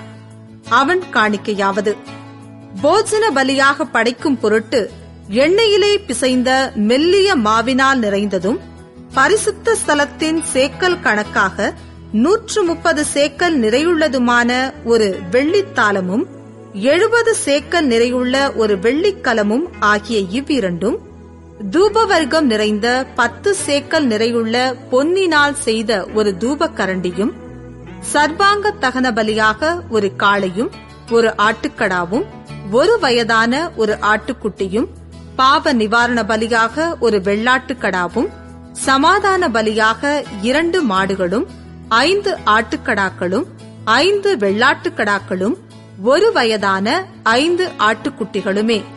இது சேதேயூரின் குமாரனாகிய எலிசூரின் காணிக்கை. 5ஆம் நாளில் சூரிஷதாயின் குமாரனாகிய செலூமியேல் என்னும் சிமியோன் புத்திரரின் பிரபு காணிக்கை செலுத்தினான். அவன் காணிக்கையாவது: போஜன பலியாக படைக்கும் பொருட்டு எண்ணெயிலே பிசைந்த மெல்லிய மாவினால் நிறைந்ததும் பரிசுத்த ஸ்தலத்தின் சேக்கல் கணக்காக 130 சேக்கல் நிறையுள்ளதுமான ஒரு வெள்ளித்தாளமும் 70 சேக்கல் நிறையுள்ள ஒரு வெள்ளிக்கலமும் ஆகிய இவ்விரண்டும், தூபவர்க்கம் நிறைந்த 10 சேக்கல் நிறையுள்ள பொன்னினால் செய்த ஒரு தூபக்கரண்டியும், சர்வாங்க தகன பலியாக ஒரு காளையும் ஒரு ஆட்டுக்கடாவும் ஒரு வயதான ஒரு ஆட்டுக்குட்டியும், பாவ நிவாரண பலியாக ஒரு வெள்ளாட்டுக்கடாவும், சமாதான பலியாக 2 மாடுகளும் 5 ஆட்டுக்கடாக்களும் 5 வெள்ளாட்டுக்கடாக்களும் ஒரு வயதான 5 ஆட்டுக்குட்டிகளுமே. இது சூரிஷதாயின் குமாரனாகிய செலூமியேலின் காணிக்கை. 6ஆம் நாளில் தேகுவேலின் குமாரனாகிய எலியாசாப் என்னும் காத் புத்திரரின் பிரபு காணிக்கை செலுத்தினார். அவன் காணிக்கையாவது: போஜன பலியாக படைக்கும் பொருட்டு எண்ணெயிலே பிசைந்த மெல்லிய மாவினால் நிறைந்ததும் பரிசுத்த ஸ்தலத்தின் சேக்கல் கணக்காக 130 சேக்கல் நிறையுள்ளதுமான ஒரு வெள்ளித்தாளமும் 70 சேக்கல் நிறையுள்ள ஒரு வெள்ளிக்கலமும் ஆகிய இவ்விரண்டும், தூபவர்க்கம் நிறைந்த 10 சேக்கல் நிறையுள்ள பொன்னினால் செய்த ஒரு தூபக்கரண்டியும், சர்வாங்க தகன பலியாக ஒரு காளையும் ஒரு ஆட்டுக்கடாவும் ஒரு வயதான ஒரு ஆட்டுக்குட்டியும், பாவ நிவாரண பலியாக ஒரு வெள்ளாட்டுக்கடாவும், சமாதான பலியாக 2 மாடுகளும் 5 ஆட்டுக்கடாக்களும் 5 வெள்ளாட்டுக்கடாக்களும் ஒரு வயதான 5 ஆட்டுக்குட்டிகளுமே. இது தேகுவேலின் குமாரனாகிய எலியாசாபின் காணிக்கை. 7ஆம் நாளில் அம்மியூதின் குமாரனாகிய எலிஷாமா என்னும் எப்பிராயிம் புத்திரரின் பிரபு காணிக்கை செலுத்தினான். அவன் காணிக்கையாவது: போஜன பலியாக படைக்கும் பொருட்டு எண்ணெயிலே பிசைந்த மெல்லிய மாவினால் நிறைந்ததும் பரிசுத்த ஸ்தலத்தின் சேக்கல் கணக்காக 130 சேக்கல் நிறையுள்ளதுமான ஒரு வெள்ளித்தாளமும் 70 சேக்கல் நிறையுள்ள ஒரு வெள்ளிக்கலமும் ஆகிய இவ்விரண்டும், தூபவர்க்கம் நிறைந்த 10 சேக்கல் நிறையுள்ள பொன்னினால் செய்த ஒரு தூபக்கரண்டியும், சர்வாங்க தகன பலியாக ஒரு காளையும் ஒரு ஆட்டுக்கடாவும் ஒரு வயதான ஒரு ஆட்டுக்குட்டியும், பாவ நிவாரண பலியாக ஒரு வெள்ளாட்டுக்கடாவும், சமாதான பலியாக 2 மாடுகளும் 5 ஆட்டுக்கடாக்களும் 5 வெள்ளாட்டுக்கடாக்களும் ஒரு வயதான 5 ஆட்டுக்குட்டிகளுமே. இது அம்மியூதின் குமாரனாகிய எலிஷாமாவின் காணிக்கை. 8ஆம் நாளில் பெதாசூரின் குமாரனாகிய கமாலியேல் என்னும் மனாசே புத்திரரின் பிரபு காணிக்கை செலுத்தினான். அவன் காணிக்கையாவது: போஜன பலியாக படைக்கும் பொருட்டு எண்ணெயிலே பிசைந்த மெல்லிய மாவினால் நிறைந்ததும் பரிசுத்த ஸ்தலத்தின் சேக்கல் கணக்காக 130 சேக்கல் நிறையுள்ளதுமான ஒரு வெள்ளித்தாளமும் 70 சேக்கல் நிறையுள்ள ஒரு வெள்ளிக்கலமும் ஆகிய இவ்விரண்டும், தூபவர்க்கம் நிறைந்த 10 சேக்கல் நிறையுள்ள பொன்னினால் செய்த ஒரு தூபக்கரண்டியும், சர்வாங்க தகன பலியாக ஒரு காளையும் ஒரு ஆட்டுக்கடாவும் ஒரு வயதான ஒரு ஆட்டுக்குட்டியும், பாவ நிவாரண பலியாக ஒரு வெள்ளாட்டுக்கடாவும், சமாதான பலியாக 2 மாடுகளும் 5 ஆட்டுக்கடாக்களும் 5 வெள்ளாட்டுக்கடாக்களும் ஒரு வயதான 5 ஆட்டுக்குட்டிகளுமே. இது பெதாசூரின் குமாரனாகிய கமாலியேலின் காணிக்கை. 9ஆம் நாளில் கீதையோனின் குமாரனாகிய அபீதான் என்னும் பென்யமீன் புத்திரரின் பிரபு காணிக்கை செலுத்தினான். அவன் காணிக்கையாவது: போஜன பலியாக படைக்கும் பொருட்டு எண்ணெயிலே பிசைந்த மெல்லிய மாவினால் நிறைந்ததும் பரிசுத்த ஸ்தலத்தின் சேக்கல் கணக்காக 130 சேக்கல் நிறையுள்ளதுமான ஒரு வெள்ளித்தாளமும் 70 சேக்கல் நிறையுள்ள ஒரு வெள்ளிக்கலமும் ஆகிய இவ்விரண்டும், தூபவர்க்கம் நிறைந்த 10 சேக்கல் நிறையுள்ள பொன்னினால் செய்த ஒரு தூபக்கரண்டியும், சர்வாங்க தகன பலியாக ஒரு காளையும் ஒரு ஆட்டுக்கடாவும் ஒரு வயதான ஒரு ஆட்டுக்குட்டியும், பாவ நிவாரண பலியாக ஒரு வெள்ளாட்டுக்கடாவும், சமாதான பலியாக 2 மாடுகளும் 5 ஆட்டுக்கடாக்களும் 5 வெள்ளாட்டுக்கடாக்களும் ஒரு வயதான 5 ஆட்டுக்குட்டிகளுமே. இது கீதையோனின் குமாரனாகிய அபீதானின் காணிக்கை. 10ஆம் நாளில் அம்மிஷதாயின் குமாரனாகிய அகியேசேர் என்னும் தான் புத்திரரின் பிரபு காணிக்கை செலுத்தினான்.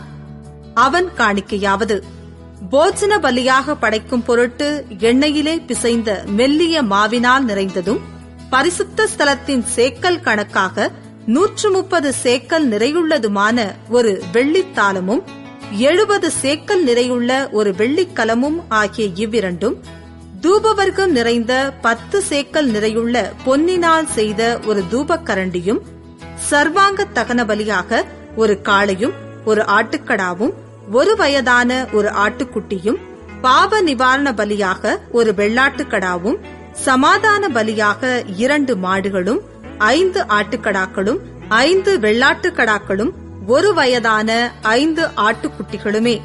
இது அம்மிஷதாயின் குமாரனாகிய அகியேசேரின் காணிக்கை. 11ஆம் நாளில் ஓகிரானின் குமாரனாகிய பாகியேல் என்னும் ஆசேர் புத்திரரின் பிரபு காணிக்கை செலுத்தினான்.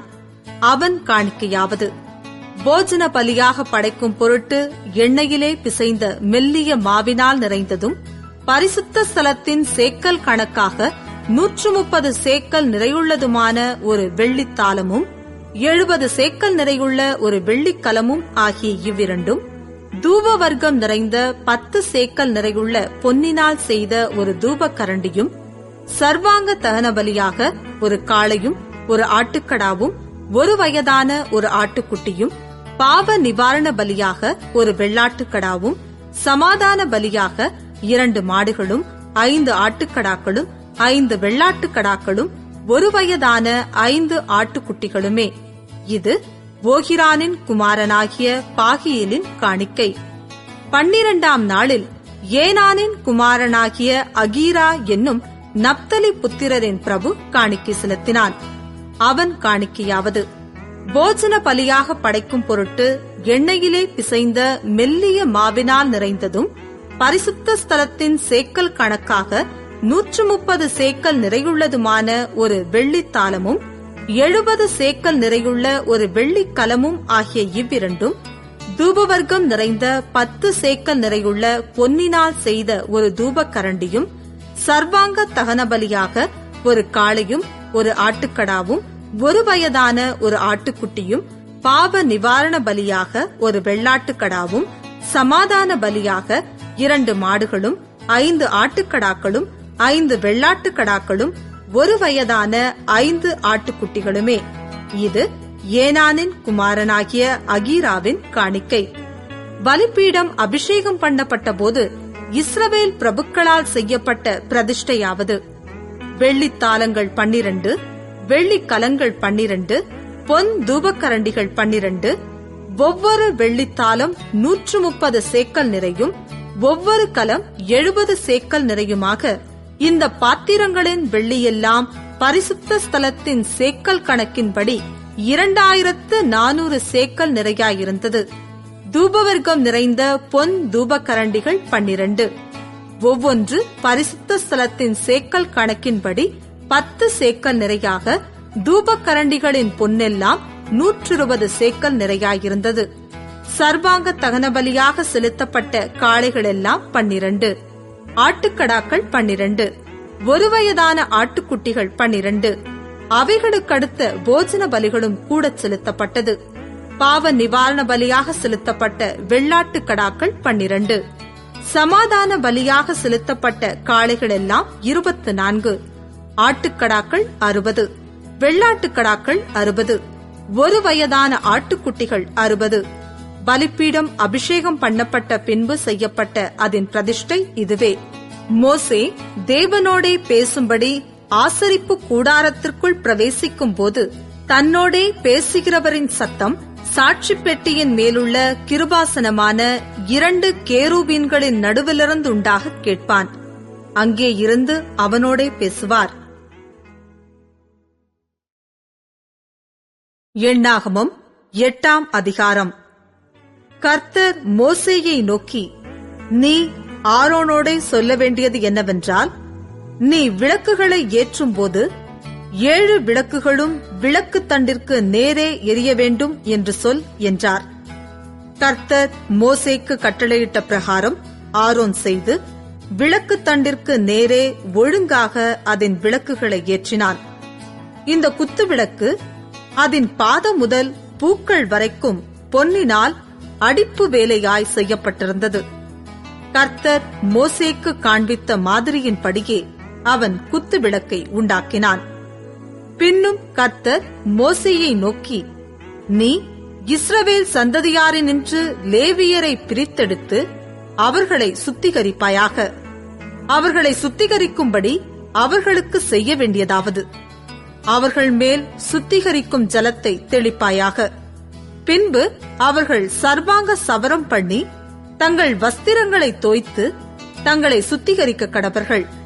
அப்பொழுது ஒரு காளையையும் அதற்கேற்ற எண்ணெயிலே பிசைந்த மெல்லிய மாவாகிய போஜன பலியையும் கொண்டுவர கடவர்கள். பாவ நிவாரண பலியாக வேறொரு காளையையும் நீ வாங்கி லேவியரை ஆசரிப்பு கூடாரத்துக்கு முன் வரச் செய்து இஸ்ரவேல் புத்திரரின் சபையார் எல்லாரையும் கூடிவர பண்ணுவாயாக. நீ லேவியரை கர்த்தருடைய சன்னதியில் வரப்பண்ணின போது இஸ்ரவேல் புத்திரர் தங்கள் கைகளை லேவியர் மேல் வைக்க கடவர்கள்.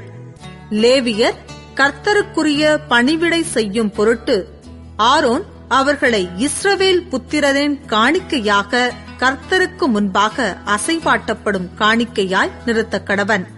அதன்பின் லேவியர் தங்கள் கைகளை காளைகளுடைய தலையின் மேல் வைப்பார்களாக. பின்பு நீ லேவியருக்காக பாவ நிவர்த்தி செய்யும் பொருட்டு கர்த்தருக்கு அவைகளில் ஒன்றை பாவ நிவாரண பலியாகவும் மற்றொன்றை சர்வாங்க தகன பலியாகவும் செலுத்தி லேவியரை ஆரோனுக்கும் அவன் குமாரனுக்கும் முன்பாக நிறுத்தி அவர்களை கர்த்தருக்கு அசைவாட்டப்படும் காணிக்கையாக்கி, இப்படி நீ லேவியரை இஸ்ரவேல் புத்திரரிலிருந்து பிரித்தெடுக்க கடவாய். லேவியர் என்னுடையவர்களாயிருப்பார்கள். இப்படி அவர்களை சுத்திகரித்து அவர்களை அசைவாட்டும் காணிக்கையாக்க கடவாய். அதன் பின்பு லேவியர் ஆசரிப்பு கூடாரத்தில் பணிவிடை செய்ய பிரவேசிக்க கடவர்கள். இஸ்ரவேல் புத்திரரிலிருந்து அவர்கள் எனக்கு முற்றிலும் கொடுக்கப்பட்டிருக்கிறார்கள். இஸ்ரவேல் புத்திரர் எல்லாரிலும் கர்ப்பந்திறந்து பிறக்கிற சகல முதற்பேருக்கும் பதிலாக அவர்களை எனக்கு எடுத்துக்கொண்டேன். இஸ்ரவேல் புத்திரரில் மனிதரிலும் மிருக ஜீவன்களிலும் முதற்பேரானதெல்லாம் என்னுடையது. நான் எகிப்து தேசத்திலே முதற்பேரான யாவையும் சங்கரித்த நாளிலே அவைகளை எனக்கென்று பரிசுத்தப்படுத்தி, பின்பு லேவியரை இஸ்ரவேல் புத்திரரிலுள்ள முதற்பேறு சகலத்திற்கும் பதிலாக எடுத்துக்கொண்டு லேவியர் இஸ்ரவேல் புத்திரருடைய பணிவிடையை ஆசரிப்பு கூடாரத்தில் செய்யும்படிக்கும் இஸ்ரவேல் புத்திரருக்காக பாவ நிவர்த்தி செய்யும்படிக்கும் இஸ்ரவேல் புத்திரர் தாங்களே பரிசுத்த ஸ்தலத்தில் சேருகிறதினால் இஸ்ரவேல் புத்திரரில் வாதையுண்டாகாதபடிக்கும் லேவியரை அவர்களிலிருந்து எடுத்து ஆரோனுக்கும் அவன் குமாரருக்கும் தத்தமாக கொடுத்தேன் என்றார். அப்பொழுது மோசேயும் ஆரோனும் இஸ்ரவேல் புத்திரரின் சபையார் யாவரும் கர்த்தர் லேவியரை குறித்து மோசேக்கு கட்டளையிட்டபடியெல்லாம் லேவியருக்கு செய்தார்கள். லேவியர் சுத்திகரிக்கப்பட்டு தங்கள் வஸ்திரங்களை தோய்த்தார்கள். பின்பு ஆரோன் அவர்களை கர்த்தருக்கு முன்பாக அசைவாட்டும் காணிக்கையாக நிறுத்தி அவர்களை சுத்திகரிக்க அவர்களுக்காக பாவ நிவர்த்தி செய்தான். அதற்கு பின்பு லேவியர் ஆரோனுக்கும் அவன் குமாரருக்கும் முன்பாக ஆசரிப்பு கூடாரத்தில் தங்கள் பணிவிடையை செய்யும்படி பிரவேசித்தார்கள். கர்த்தர் லேவியரை குறித்து மோசேக்கு கட்டளையிட்டபடியே அவர்களுக்கு செய்தார்கள். பின்னும் கர்த்தர் மோசேயை நோக்கி, லேவியருக்குரிய கட்டளை என்னவென்றால், 25 வயது முதல் அதற்கு மேற்பட்ட வயதுள்ள யாவரும் ஆசரிப்பு கூடாரத்தின் பணிவிடையை செய்யும் சேனையிலே சேவிக்க வரவேண்டும். 50 வயதுக்கு மேற்பட்டவர்கள் வேலை செய்யாமல் திருப்பணி சேனையை விட்டு ஆசரிப்பு கூடாரத்தின் காவலை காக்கிறதற்கு தங்கள் சகோதரரோடே கூட ஊழியம் செய்வதேயன்றி வேறொரு சேவகமும் செய்ய வேண்டியதில்லை. இப்படி லேவியர் செய்ய வேண்டிய வேலைகளை குறித்து திட்டம் பண்ண கடவாய் என்றார். எண்ணாகமம் 9ஆம் அதிகாரம். அவர்கள் எகிப்து தேசத்திலிருந்து புறப்பட்ட 2ஆம் வருஷம் 1ஆம் மாதத்தில் கர்த்தர் சீனாய் வனாந்திரத்தில் மோசேயை நோக்கி, குறித்த காலத்தில் இஸ்ரவேல் புத்திரர் பஸ்காவை ஆசரிக்க கடவர்கள். இந்த மாதம் 14ஆம் தேதி அந்தி நேரமான வேளையாகிய குறித்த காலத்தில் அதை ஆசரிக்க கடவீர்கள். அதற்குரிய எல்லா கட்டளையின்படியையும் முறைமைகளின்படியையும் அதை ஆசரிக்க கடவீர்கள் என்றார். அப்படியே பஸ்காவை ஆசரிக்கும்படி மோசே இஸ்ரவேல் புத்திரருக்கு கட்டளையிட்டான்.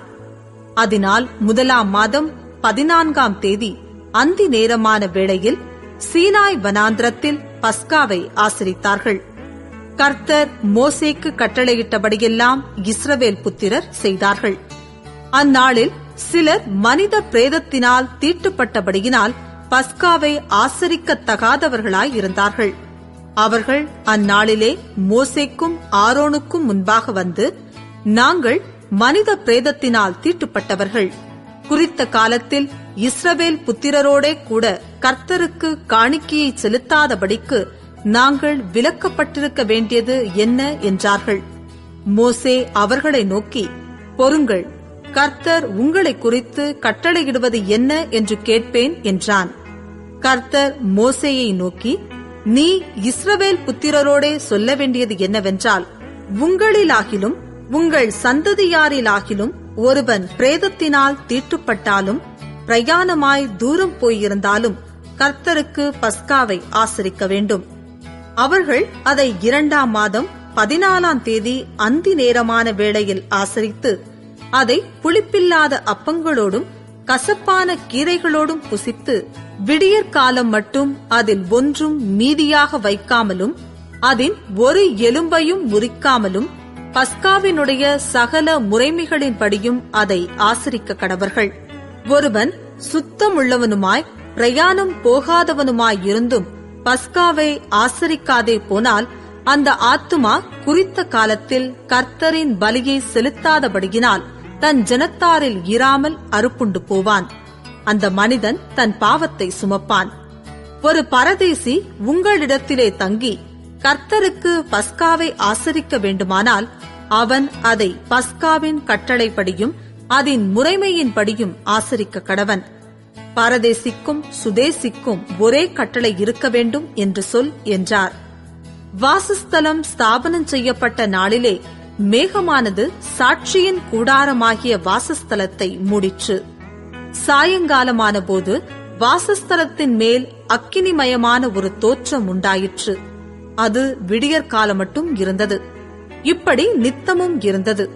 பகலில் மேகமும் இரவில் அக்கினி தோற்றமும் அதை மூடிக்கொண்டிருந்தது.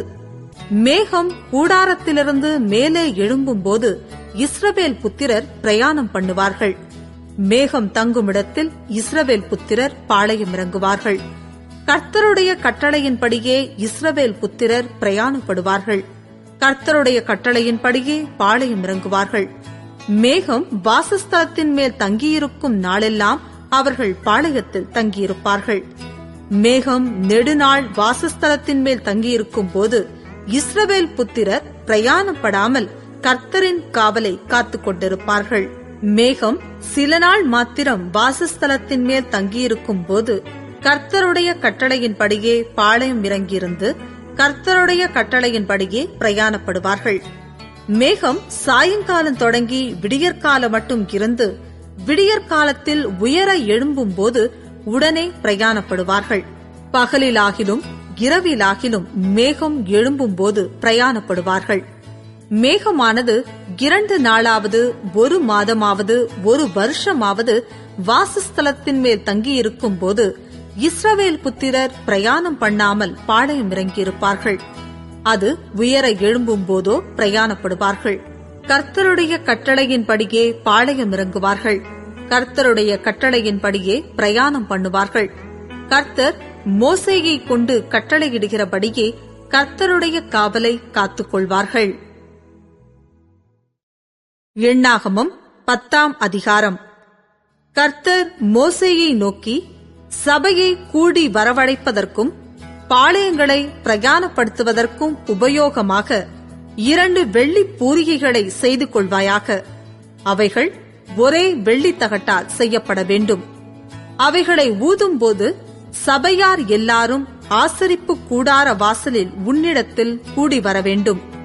ஒன்றை மாத்திரம் ஊதினால் இஸ்ரவேலில் 1000 தலைவராகிய பிரபுக்கள் உன்னிடத்தில் கூடிவர கடவர்கள். நீங்கள் அவைகளை பெருந்தொனியாய் முழக்கும் போது கிழக்கே இறங்கியிருக்கிற பாளையங்கள் பிரயாணப்பட கடவது. அவைகளை நீங்கள் 2ஆந்தரம் பெருந்தொனியாய் முழக்கும் போது தெற்கே இறங்கியிருக்கிற பாளையங்கள் பிரயாணப்பட கடவது. அவர்களை பிரயாணப்படுத்துவதற்கு பெருந்தொனியாய் முழக்க வேண்டும். சபையை கூட்டுகிறதற்கு நீங்கள் ஊத வேண்டியதே அன்றி பெருந்தொனியாய் முழக்க வேண்டாம். ஆரோனின் குமாரராகிய ஆசாரியர் பூரிகைகளை ஊதக்கடவர்கள். உங்கள் தலைமுறை தோறும் இது உங்களுக்கு நித்திய கட்டளையாயிருக்க கடவது. உங்கள் தேசத்தில் உங்களை துன்பப்படுத்துகிற சத்துருவுக்கு விரோதமாக யுத்தத்துக்கு போகும்போது பூரிகைகளை பெருந்தொனியாய் முழக்க கடவீர்கள். அப்பொழுது உங்கள் தேவனாகிய கர்த்தருடைய சமூகத்திலே நீங்கள் நினைவு கூறப்பட்டு உங்கள் பகைஞருக்கு நீங்களாகி ரட்சிக்கப்படுவீர்கள். உங்கள் மகிழ்ச்சியின் நாளிலும் உங்கள் பண்டிகைகளிலும் மாத பிறப்புகளிலும் உங்கள் சர்வாங்க தகன பலிகளும் சமாதான பலிகளும் செலுத்தப்படும் போது பூரிகைகளை ஊத வேண்டும்.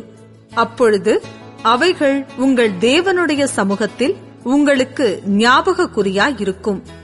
நான் உங்கள் தேவனாகிய கர்த்தர் என்றார். 2ஆம் வருஷம் 2ஆம் மாதம் 20ஆம் தேதியில் மேகம் சாட்சியினுடைய வாசஸ்தலத்தின் மீதிலிருந்து உயர எழும்பிற்று. அப்பொழுது இஸ்ரவேல் புத்திரர் சீனாய் வனாந்திரத்திலிருந்து தங்கள் பிரயாண வரிசைகளாய் புறப்பட்டார்கள். மேகம் பாரான் வனாந்திரத்தில் தங்கிற்று. இப்படியே கர்த்தர் மோசேயை கொண்டு கட்டளையிட்டபடி முதல் பிரயாணம் பண்ணினார்கள். யூதா சந்ததியாருடைய பாளையத்தின் கொடி அவர்கள் சேனைகளோடே முதல் புறப்பட்டது. அவனுடைய சேனைக்கு அம்மினதாபின் குமாரன் நகசோன் தலைவனாயிருந்தான். இசக்கார் சந்ததியாருடைய கோத்திரத்தின் சேனைக்கு சூவாரின் குமாரன் நெத்தனையேல் தலைவனாயிருந்தான். செபுலோன் சந்ததியாருடைய கோத்திரத்தின் சேனைக்கு ஏலோனின் குமாரன் எலியாப் தலைவனாயிருந்தான். அப்பொழுது வாசஸ்தலம் இறக்கி வைக்கப்பட்டது. அதை கெர்சோன் புத்திரரும் மெராரி புத்திரரும் சுமந்து கொண்டு புறப்பட்டார்கள். அதற்கு பின்பு ரூபன் சந்ததியாருடைய பாளையத்தின் கொடி அவர்கள் சேனைகளோடே புறப்பட்டது. அவனுடைய சேனைக்கு சேதேயூரின் குமாரன் எலிசூர் தலைவனாயிருந்தான். சிமியோன் சந்ததியாருடைய கோத்திரத்தின் சேனைக்கு சூரிஷதாயின் குமாரன் செலோமியேல் தலைவனாயிருந்தான். காத் சந்ததியாருடைய கோத்திரத்தின் சேனைக்கு தேகுவேலின் குமாரன் எலியாசாப் தலைவனாயிருந்தான். கோகாத்தியர் பரிசுத்தமானவைகளை சுமந்து கொண்டு புறப்பட்டார்கள். இவர்கள் வந்து சேரும் முன் மற்றவர்கள் வாசஸ்தலத்தை ஸ்தாபனம் பண்ணுவார்கள். அதற்கு பின்பு எப்பிராயிம் சந்ததியாருடைய பாளையத்தின் கொடி அவர்கள் சேனைகளோடே புறப்பட்டது. அவனுடைய சேனைக்கு அம்மியூதின் குமாரன் எலிஷாமா தலைவனாயிருந்தான். மனாசே சந்ததியாருடைய கோத்திரத்தின் சேனைக்கு பெதாசூரின் குமாரன் கமாலியேல் தலைவனாயிருந்தான். பென்யமின் சந்ததியாருடைய கோத்திரத்தின் சேனைக்கு கீதையோனின் குமாரன் அபிதான் தலைவனாயிருந்தான். அதற்கு பின்பு தான் சந்ததியாருடைய பாளையத்தின் கொடி சகல பாளையங்களுக்கும் பின்னாக அவர்கள் சேனைகளோடே புறப்பட்டது. அவனுடைய சேனைக்கு அம்மிஷதாயின் குமாரன் அகியேசேர் தலைவனாயிருந்தான். ஆசேர் சந்ததியாருடைய கோத்திரத்தின் சேனைக்கு ஓகிரானின் குமாரன் பாகியேல் தலைவனாயிருந்தான். நப்தலி சந்ததியாருடைய கோத்திரத்தின் சேனைக்கு ஏனானின் குமாரன் அகீரா தலைவனாயிருந்தான்.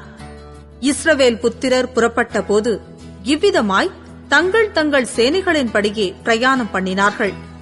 அப்பொழுது மோசே தன் மாமனாகிய ரெகுவேல் என்னும் மீதியானனுடைய குமாரனான ஓபாவை நோக்கி, உங்களுக்கு தருவேன் என்று கர்த்தர் சொன்ன ஸ்தலத்துக்கு நாங்கள் பிரயாணம் போகிறோம். நீயும் எங்களோடே கூட வா, உனக்கு நன்மை செய்வோம். கர்த்தர் இஸ்ரவேலுக்கு நல்ல வாக்குத்தத்தம் பண்ணியிருக்கிறார் என்றான். அதற்கு அவன், நான் வரக்கூடாது, என் தேசத்துக்கும் என் இனத்தாரிடத்துக்கும் போக வேண்டும் என்றான். அப்பொழுது மோசே, நீ எங்களை விட்டு போக வேண்டாம், வனாந்திரத்திலே நாங்கள் பாளையமிறங்கும் இடங்களை நீ அறிந்திருக்கிறபடியினால் எங்களுக்கு கண்களைப் போல இருப்பாய். நீ எங்களோடே கூட வந்தால் கர்த்தர் எங்களுக்கு செய்தருளும் நன்மையின்படியே உனக்கும் நன்மை செய்வோம் என்றான். அவர்கள் கர்த்தருடைய பர்வதத்தை விட்டு 3 நாள் பிரயாணம் போனார்கள். 3 நாள் பிரயாணத்திலும் கர்த்தருடைய உடன்படிக்கை பெட்டி அவர்களுக்கு இளைப்பாறும் ஸ்தலத்தை தேடிக் காட்டும்படிக்கு அவர்கள் முன் சென்றது. அவர்கள் பாளையத்திலிருந்து பிரயாணம் போகிற போது கர்த்தருடைய மேகம் பகலில் அவர்கள் மேல் தங்கியிருந்தது. பெட்டியானது புறப்படும் போது மோசே, கர்த்தாவே, எழுந்தருளும், உம்முடைய சத்துருக்கள் சிதறடிக்கப்படுவார்களாக, உம்மை பகைக்கிறவர்கள் உமக்கு முன்பாக ஓடிப்போவார்களாக என்பான். அது தங்கும் போது, கர்த்தாவே, அநேக ஆயிரவர்களாகிய இஸ்ரவேலரிடத்தில் திரும்புவீராக என்று சொல்லுவான். எண்ணாகமம் 11ஆம் அதிகாரம். பின்பு ஜனங்கள் முறையிட்டுக் கொண்டிருந்தார்கள். அது கர்த்தருடைய செவிகளில் பொல்லாப்பாயிருந்தது. கர்த்தர் அதை கேட்டபோது அவருடைய கோபம் மூண்டது. கர்த்தருடைய அக்கினி அவர்களுக்குள்ளே பற்றி எரிந்து பாளையத்தின் கடைசியில் இருந்த சிலரை பட்சித்தது. அப்பொழுது ஜனங்கள் மோசேயை நோக்கி கூப்பிட்டார்கள். மோசே கர்த்தரை நோக்கி விண்ணப்பம் பண்ணினான். உடனே அக்கினி அவிந்து போயிற்று. கர்த்தருடைய அக்கினி அவர்களுக்குள்ளே பற்றி எரிந்ததினால் அவ்விடத்துக்கு தபேரா என்று பெயரிட்டான். பின்பு அவர்களுக்குள் இருந்த பல ஜாதியான அந்நிய ஜனங்கள் மிகுந்த இச்சையுள்ளவர்களானார்கள். இஸ்ரவேல் புத்திரரும் திரும்ப அழுது, நமக்கு இறைச்சியை புசிக்க கொடுப்பவர் யார்? நாம் எகிப்திலே கிரயமில்லாமல் சாப்பிட்ட மச்சங்களையும் வெள்ளரி காய்களையும் கொம்மட்டி காய்களையும் கீரைகளையும் வெண்காயங்களையும் வெள்ளை பூண்டுகளையும் நினைக்கிறோம். இப்பொழுது நம்முடைய உள்ளம் வாடிப்போகிறது. இந்த மன்னாவை தவிர நம்முடைய கண்களுக்கு முன்பாக வேறொன்றும் இல்லையே என்று சொன்னார்கள். அந்த மன்னா கொத்துமல்லி விதயம் மாத்திரமும் அதன் நிறம் முத்து போலவும் இருந்தது. ஜனங்கள் போய் அதை பொறுக்கிக் கொண்டு வந்து இயந்திரங்களில் அரைத்தாவது உரல்களில் இடித்தாவது பானைகளில் சமைப்பார்கள். அதை அப்பங்களுமாக சுடுவார்கள். அதன் ருசி புது ஒலிவ எண்ணெயின் ருசி போல் இருந்தது. இரவிலே பாளையத்தின் மேல் பனி பெய்யும் போது மன்னாவும் அதன் மேல் விழும். அந்தந்த வம்சங்களைச் சேர்ந்த ஜனங்கள் தங்கள் தங்கள் கூடார வாசலில் நின்று அழுகிறதை மோசே கேட்டான். கர்த்தருக்கு மிகவும் கோபம் உண்டது. மோசேயின் பார்வைக்கும் அது பொல்லாப்பாயிருந்தது. அப்பொழுது மோசே கர்த்தரை நோக்கி, நீர் இந்த ஜனங்கள் எல்லாருடைய பாரத்தையும் என்மேல் சுமத்தினதினால் உமது அடியானுக்கு உபத்திரவம் வரப்பண்ணினதென்ன? உம்முடைய கண்களில் எனக்கு கிருபை கிடையாதே போனதென்ன? இவர்களுடைய பிதாக்களுக்கு நான் ஆணையிட்டுக் கொடுத்த தேசத்துக்கு நீ இவர்களை முலையுண்கிற பாலகனை தகப்பன் சுமந்து கொண்டு போவது போல உன் மார்பிலே அணைத்துக் கொண்டு போ என்று நீர் என்னோடே சொல்லும்படி இந்த ஜனங்களையெல்லாம் கற்பந்தரித்தேனோ? இவர்களை பெற்றது நானோ? இந்த ஜனங்கள் எல்லாருக்கும் கொடுக்கிறதற்கு எனக்கு இறைச்சி எங்கே இருந்து வரும்? எனக்கு இறைச்சி கொடு என்று என்னை பார்த்து அழுகிறார்களே. இந்த ஜனங்கள் எல்லாரையும் நான் ஒருவனாய் தாங்கக்கூடாது. எனக்கு இது மிஞ்சின பாரமாயிருக்கிறது. உம்முடைய கண்களிலே எனக்கு கிருபை கிடைத்ததானால் இப்படி எனக்கு செய்யாமல் என் உபத்திரவத்தை நான் காணாதபடிக்கு இப்பொழுதே என்னை கொன்று போடும் என்று வேண்டிக் கொண்டான். அப்பொழுது கர்த்தர் மோசேயை நோக்கி, இஸ்ரவேல் ஜனங்களுக்கு மூப்பரும் தலைவருமானவர்கள் இன்னார் என்று நீ அறிந்திருக்கிறாயே. அந்த மூப்பரில் 70 பேரை கூட்டி அவர்களை ஆசரிப்பு கூடாரத்தினிடத்தில் அங்கே உன்னோடே கூட வந்து நிற்கும்படி செய். அப்பொழுது நான் இறங்கி வந்து அங்கே உன்னோடே பேசி, நீ ஒருவன் மாத்திரம் ஜனங்களின் பாரத்தை சுமக்காமல் உன்னோடே கூட அவர்களும் அதை சுமப்பதற்காக உன்மேல் இருக்கிற ஆவியை அவர்கள் மேலும் வைப்பேன். நீ ஜனங்களை நோக்கி, நாளைக்காக உங்களை பரிசுத்தம் பண்ணுங்கள். நீங்கள் இறைச்சி சாப்பிடுவீர்கள். எங்களுக்கு இறைச்சி சாப்பிட கொடுப்பவர் யார் என்றும், எகிப்திலே எங்களுக்கு சௌக்கியமாயிருந்தது என்றும் கர்த்தருடைய செவிகள் கேட்க அழுதீர்களே. ஆகையால் நீங்கள் சாப்பிடும்படி கர்த்தர் உங்களுக்கு இறைச்சி கொடுப்பார்.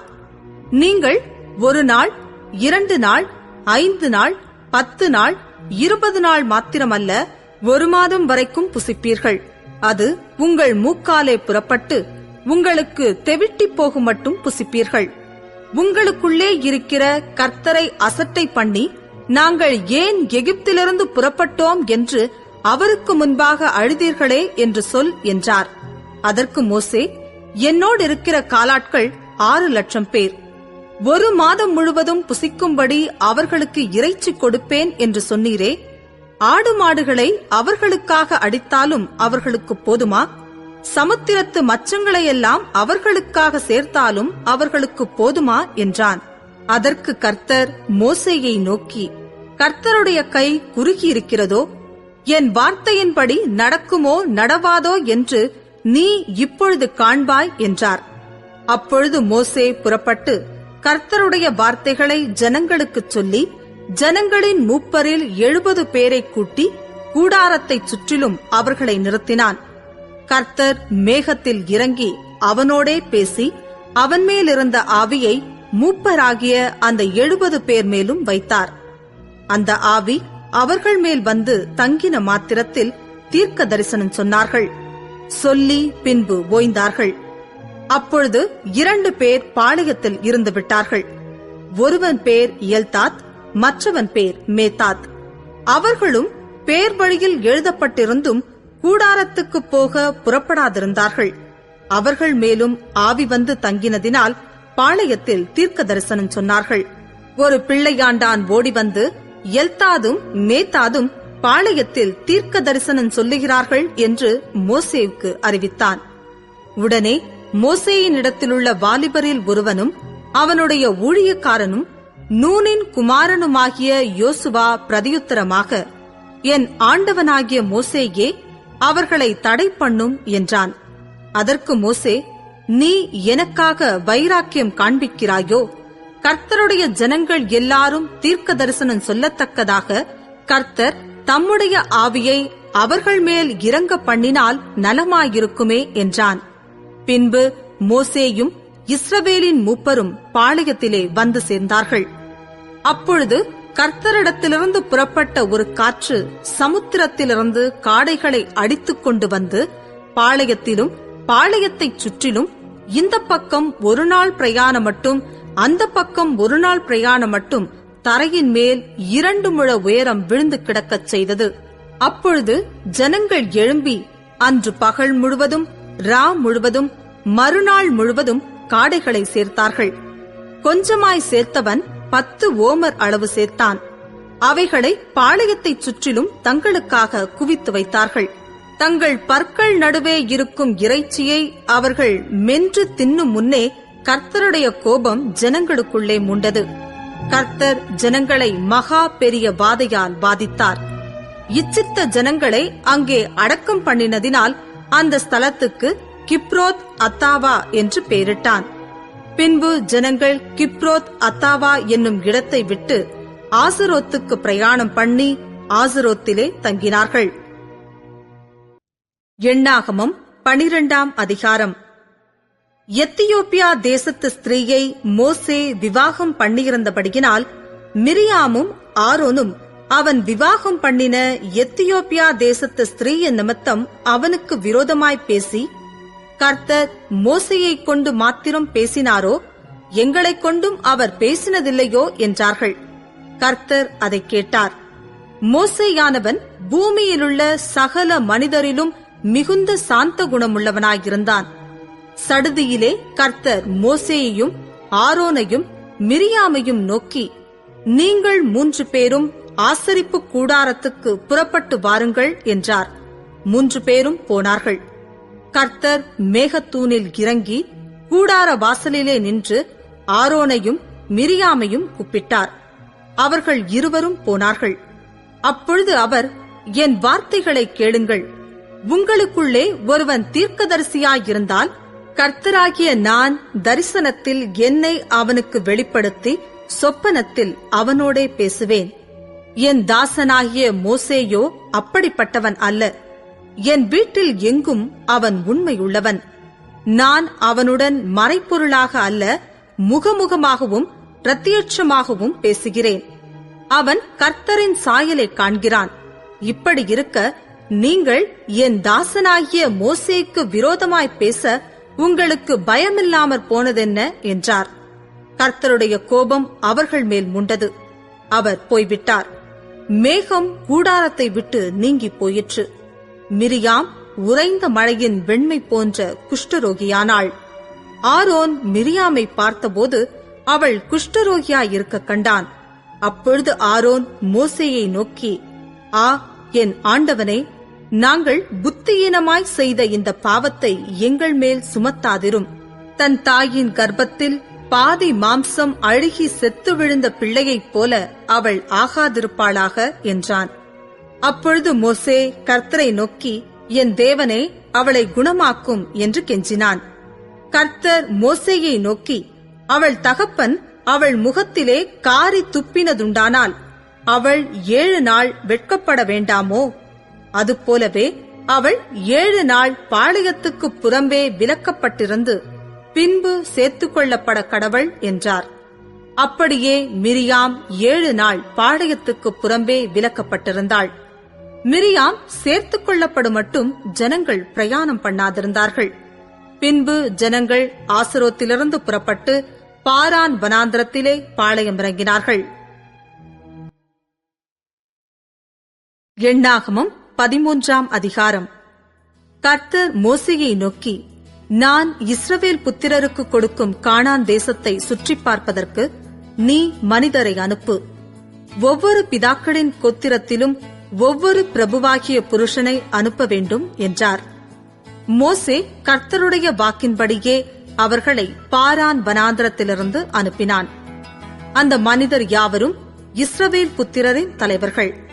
அவர்களுடைய நாமங்களாவன: ரூபன் கோத்திரத்தில் சக்கூரின் குமாரன் சம்முவா, சிமியோன் கோத்திரத்தில் ஓரியின் குமாரன் சாப்பாத், யூதா கோத்திரத்தில் எப்புன்னேயின் குமாரன் காலேப், இசக்கார் கோத்திரத்தில் யோசேப்பின் குமாரன் ஈகால், எப்பிராயிம் கோத்திரத்தில் நூனின் குமாரன் ஓசேயா, பென்யமீன் கோத்திரத்தில் ரப்புவின் குமாரன் பல்தி, செபுலோன் கோத்திரத்தில் சோதியின் குமாரன் காதியேல், யோசேப்பின் கோத்திரத்தைச் சேர்ந்த மனாசே கோத்திரத்தில் சூசின் குமாரன் காதி, தான் கோத்திரத்தில் கெமலியின் குமாரன் அம்மியேல், ஆசேர் கோத்திரத்தில் மிகாவேலின் குமாரன் சேத்தூர், நப்தலி கோத்திரத்தில் ஒபேசியின் குமாரன் நாகபி, காத் கோத்திரத்தில் மாகியின் குமாரன் கூவேல்.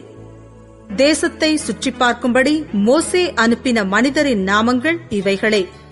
நூனின் குமாரனாகிய ஓசேயாவுக்கு யோசுவா என்று மோசே பேரிட்டிருந்தான். அவர்களை மோசே கானான் தேசத்தை சுற்றி பார்க்கும்படி அனுப்புகையில் அவர்களை நோக்கி, நீங்கள் இப்படி தெற்கே போய் மலையில் ஏறி தேசம் எப்படிப்பட்டதென்றும் அங்கே குடியிருக்கிற ஜனங்கள் பலவான்களோ பலவீனர்களோ கொஞ்சம் பேரோ அநேகம் பேரோ என்றும் அவர்கள் குடியிருக்கிற தேசம் எப்படிப்பட்டது, அது நல்லதோ கெட்டதோ என்றும் அவர்கள் பட்டணங்கள் எப்படிப்பட்டதென்றும் அவர்கள் கூடாரங்களில் குடியிருக்கிறவர்களோ கோட்டைகளில் குடியிருக்கிறவர்களோ என்றும் நிலம் எப்படிப்பட்டது, அது வளப்பமானதோ இளப்பமானதோ என்றும் அதில் விருட்சங்கள் உண்டோ இல்லையோ என்றும் பாருங்கள். தைரியம் கொண்டிருந்து தேசத்தின் கனிகளிலே சிலவற்றை கொண்டு வாருங்கள் என்றான். அக்காலம் திராட்சைச் செடி முதற்பழம் பழுக்கிற காலமாயிருந்தது. அவர்கள் போய் சீன் வனாந்திரம் தொடங்கி ஆமாத்துக்கு போகிற வழியாகிய ரேகோப் மட்டும் தேசத்தை சுற்றி பார்த்து தெற்கேயும் சென்று எபிரோன் மட்டும் போனார்கள். அங்கே ஏனாக்கின் குமாரராகிய அகீமானும் சேசாயும் தல்மாயும் இருந்தார்கள். எபிரோன் எகிப்திலுள்ள சோவானுக்கு 7 வருஷத்திற்கு முன்னே கட்டப்பட்டது. பின்பு அவர்கள் எஸ்கோல் பள்ளத்தாக்கு மட்டும் போய் அங்கே ஒரே குலையுள்ள ஒரு திராட்சைக் கொடியை அறுத்தார்கள். அதை ஒரு தடியிலே 2 பேர் கட்டி தூக்கிக் கொண்டு வந்தார்கள். மாதளம் பழங்களிலும் அத்திப்பழங்களிலும் சிலவற்றை கொண்டு வந்தார்கள். இஸ்ரவேல் புத்திரர் அங்கே அறுத்த திராட்சை குலையின் நிமித்தம் அவ்விடம் எஸ்கோல் பள்ளத்தாக்கு எண்ணப்பட்டது. அவர்கள் தேசத்தை சுற்றி பார்த்து 40 நாள் சென்ற பின்பு திரும்பினார்கள். அவர்கள் பாரான் வனாந்திரத்தில் இருக்கிற காதேசுக்கு வந்து மோசே, ஆரோன் என்பவர்களிடத்திலும் இஸ்ரவேல் புத்திரராகிய சபையார் எல்லாரிடத்திலும் சேர்ந்து அவர்களுக்கும் சபையார் அனைவருக்கும் சமாச்சாரத்தை அறிவித்து தேசத்தின் கனிகளை அவர்களுக்கு காண்பித்தார்கள். அவர்கள் மோசேயை நோக்கி, நீர் எங்களை அனுப்பின தேசத்துக்கு நாங்கள் போய் வந்தோம். அது பாலும் தேனும் ஓடுகிற தேசம்தான். இது அதனுடைய கனி. ஆனாலும் அந்த தேசத்திலே குடியிருக்கிற ஜனங்கள் பலவான்கள், பட்டணங்கள் அரணிப்பானவைகளும் மிகவும் பெரியவைகளுமாயிருக்கிறது. அங்கே ஏனாக்கின் குமாரரையும் கண்டோம். அமலேக்கியர் தென்புறமான தேசத்தில் குடியிருக்கிறார்கள். ஏத்தியரும் எபூசியரும் எமோரியரும் மலைநாட்டில் குடியிருக்கிறார்கள். கானானியர் கடல் அருகேயும் யோர்தான் அண்டையிலும் குடியிருக்கிறார்கள் என்றார்கள். அப்பொழுது காலேப் மோசேக்கு முன்பாக ஜனங்களை அமர்த்தி, நாம் உடனே போய் அதை சுதந்தரித்துக் கொள்வோம், நாம் அதை எளிதாய் ஜெயித்துக் கொள்ளலாம் என்றான். அவனோட கூட போய் வந்த மனிதரோ, நாம் போய் அந்த ஜனங்களோட எதிர்க்க நம்மாலே கூடாது, அவர்கள் நம்மை பார்க்கிலும் பலவான்கள் என்றார்கள். நாங்கள் போய் சுற்றி பார்த்து வந்த அந்த தேசம் தன் குடிகளை பட்சிக்கிற தேசம். நாங்கள் அதிலே கண்ட ஜனங்கள் எல்லாரும் மிகவும் பெரிய ஆட்கள். அங்கே ராட்சத பிறவியான ஏனாக்கின் குமாரராகிய ராட்சதரையும் கண்டோம். நாங்கள் எங்கள் பார்வைக்கு வெட்டுக்கிளிகளைப் போல் இருந்தோம், அவர்கள் பார்வைக்கும் அப்படியே இருந்தோம் என்று சொல்லி, இப்படி இஸ்ரவேல் புத்திரருக்குள்ளே தாங்கள் சுற்றி பார்த்து வந்த தேசத்தை குறித்து துர்ச்செய்தி பரம்பச் செய்தார்கள். எண்ணாகமம் 14ஆம் அதிகாரம். அப்பொழுது சபையார் எல்லாரும் கூக்குரலிட்டு புலம்பினார்கள். ஜனங்கள் அன்று ராம் முழுதும் அழுது கொண்டிருந்தார்கள். இஸ்ரவேல் புத்திரர் எல்லாரும் மோசேக்கும் ஆரோனுக்கும் விரோதமாக முறுமுறுத்தார்கள். சபையார் எல்லாரும் அவர்களை நோக்கி, எகிப்து தேசத்திலே செத்துப் போனோமானால் நலமாயிருக்கும், இந்த வனாந்திரத்திலே நாங்கள் செத்தாலும் நலம், நாங்கள் பட்டயத்தால் மடியும்படிக்கும் எங்கள் பெண் சாதிகளும் பிள்ளைகளும் கொள்ளையாகும்படிக்கும் கர்த்தர் எங்களை இந்த தேசத்துக்கு கொண்டு வந்தது என்ன? எகிப்துக்கு திரும்பிப் போகிறதே எங்களுக்கு உத்தமம் அல்லவோ என்றார்கள். பின்பு அவர்கள், நாம் ஒரு தலைவனை ஏற்படுத்திக் கொண்டு எகிப்துக்கு திரும்பிப் போவோம் வாருங்கள் என்று ஒருவரோடொருவர் சொல்லிக் கொண்டார்கள். அப்பொழுது மோசேயும் ஆரோனும் இஸ்ரவேல் புத்திரரின் சபையாராகிய எல்லா கூட்டத்தாருக்கு முன்பாகவும் முகங்குப்புற விழுந்தார்கள். தேசத்தை சுற்றி பார்த்தவர்களில் நூனின் குமாரனாகிய யோசுவாவும் எப்புனேயின் குமாரனாகிய காலேபும் தங்கள் வஸ்திரங்களை கிழித்துக் கொண்டு இஸ்ரவேல் புத்திரரின் சமஸ்த சபையையும் நோக்கி, நாங்கள் போய் சுற்றி பார்த்து சோதித்த தேசம் மகா நல்ல தேசம். கர்த்தர் நம்மேல் பிரியமாயிருந்தால் அந்த தேசத்திலே நம்மை கொண்டு போய் பாலும் தேனும் ஓடுகிற அந்த தேசத்தை நமக்கு கொடுப்பார். கர்த்தருக்கு விரோதமாக மாத்திரம் கலகம் பண்ணாதிருங்கள். அந்த தேசத்தின் ஜனங்களுக்கு நீங்கள் பயப்பட வேண்டியதில்லை, அவர்கள் நமக்கு இரையாவார்கள். அவர்களை காத்த நிழல் அவர்களை விட்டு விலகிப் போயிற்று. கர்த்தர் நம்மோடே இருக்கிறார், அவர்களுக்கு பயப்பட வேண்டியதில்லை என்றார்கள். அப்பொழுது அவர்கள் மேல் கல்லெறிய வேண்டும் என்று சபையார் எல்லாரும் சொன்னார்கள். உடனே கர்த்தருடைய மகிமை ஆசரிப்பு கூடாரத்தில் இஸ்ரவேல் புத்திரர் எல்லாருக்கும் முன்பாக காணப்பட்டது. கர்த்தர் மோசேயை நோக்கி, எதுவரைக்கும் இந்த ஜனங்கள் எனக்கு கோபம் உண்டாக்குவார்கள்? தங்களுக்குள்ளே நான் காட்டின சகல அடையாளங்களையும் அவர்கள் கண்டும் எதுவரைக்கும் என்னை விசுவாசியாதிருப்பார்கள்? நான் அவர்களை கொள்ளை நோயினால் வாதித்து சுதந்திரத்துக்கு புறம்பாக்கி போட்டு அவர்களை பார்க்கிலும் உன்னை பெரிதும் பலத்ததுமான ஜாதியாக்குவேன் என்றார். மோசே கர்த்தரை நோக்கி, எகிப்தியர் இதை கேட்பார்கள், அவர்கள் நடுவிலிருந்து உம்முடைய வல்லமையினாலே இந்த ஜனங்களை கொண்டு வந்தீரே. கர்த்தராகிய நீர் இந்த ஜனங்களின் நடுவே இருக்கிறதையும், கர்த்தராகிய நீர் முகமுகமாய் தரிசனமாகிறதையும், உம்முடைய மேகம் இவர்கள் மேல் நிற்கிறதையும், பகலில் மேகத்தூணிலும் இரவில் அக்கினி தூணிலும் நீர் இவர்களுக்கு முன் செல்லுகிறதையும் கேட்டிருக்கிறார்கள். இந்த தேசத்தின் குடிகளுக்கும் சொல்லுவார்கள், ஒரே மனிதனை கொல்லுகிறது போல இந்த ஜனங்களை எல்லாம் நீர் கொல்வீரானால், அப்பொழுது உம்முடைய கீர்த்தியை கேட்டிருக்கும் புறஜாதியார், கர்த்தர் அந்த ஜனங்களுக்கு கொடுப்போம் என்று ஆணையிட்டிருந்த தேசத்திலே அவர்களை கொண்டு போய்விடக் கூடாதே போனபடியினால் அவர்களை வனாந்திரத்திலே கொன்று போட்டார் என்பார்களே. ஆகையால் கர்த்தர் நீடிய சாந்தமும் மிகுந்த கிருபையும் உள்ளவர் என்றும், அக்கிரமத்தையும் மீறுதலையும் மன்னிக்கிறவர் என்றும், குற்றமுள்ளவர்களை குற்றமற்றவர்களாக விடாமல் பிதாக்கள் செய்த அக்கிரமத்தை பிள்ளைகளிடத்தில் 3ஆம் 4ஆம் தலைமுறை மட்டும் விசாரிக்கிறவர் என்றும் நீர் சொல்லியிருக்கிறபடியே என் ஆண்டவருடைய வல்லமை பெரிதாய் விளங்குவதாக. உமது கிருபையினுடைய மகத்துவத்தின்படியேயும் எகிப்தை விட்டது முதல் இந்நாள் வரைக்கும் இந்த ஜனங்களுக்கு மன்னித்து வந்ததின்படியேயும் இந்த ஜனங்களின் அக்கிரமத்தை மன்னித்தருளும் என்றான். அப்பொழுது கர்த்தர், உன் வார்த்தையின்படியே மன்னித்தேன். பூமியெல்லாம் கர்த்தருடைய மகிமையினால் நிறைந்திருக்கும் என்று என்னுடைய ஜீவனை கொண்டு சொல்லுகிறேன். என் மகிமையையும் நான் எகிப்திலும் வனாந்திரத்திலும் செய்த என் அடையாளங்களையும் கண்டிருந்தும் என் சத்தத்துக்கு செவிக்கொடாமல் இதனோடே 10 முறை என்னை பரீட்சை பார்த்த மனிதரில் ஒருவரும் அவர்கள் பிதாக்களுக்கு நான் ஆணையிட்டுக் கொடுத்த தேசத்தை காண மாட்டார்கள். எனக்கு கோபம் உண்டாக்கினவர்களில் ஒருவரும் அதை காண மாட்டார்கள். என்னுடைய தாசனாகிய காலேப் வேறே ஆவியை உடையவனாயிருக்கிறபடியினாலும் உத்தமமாய் என்னை பின்பற்றி வந்தபடியினாலும் அவன் போய் வந்த தேசத்திலே அவனைச் சேர பண்ணுவேன். அவன் சந்ததியார் அதை சுதந்தரித்துக் கொள்ளுவார்கள். அமலேக்கியரும் கானானியரும் பள்ளத்தாக்கிலே குடியிருக்கிறபடியினால் நாளைக்கு நீங்கள் திரும்பி சிவந்த சமுத்திரத்துக்கு போகிற வழியாய் வனாந்திரத்துக்கு பிரயாணம் பண்ணுங்கள் என்றார்.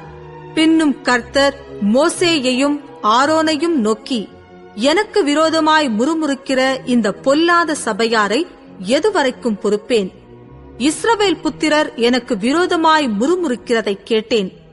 நீ அவர்களோடே சொல்ல வேண்டியது என்னவென்றால், நீங்கள் என் செவிகள் கேட்க சொன்ன பிரகாரம் உங்களுக்குச் செய்வேன் என்பதை என் ஜீவனைக் கொண்டு சொல்லுகிறேன் என்று கர்த்தர் உரைக்கிறார். இந்த வனாந்திரத்தில் உங்கள் பிரேதங்கள் விழும். உங்களில் 20 வயது முதல் அதற்கு மேற்பட்டவர்களாக எண்ணப்பட்டு உங்கள் தொகைக்கு உட்பட்டவர்களும் எனக்கு விரோதமாய் முறுமுறுத்திருக்கிறவர்களுமாகிய அனைவரின் பிரேதங்களும் விழும்.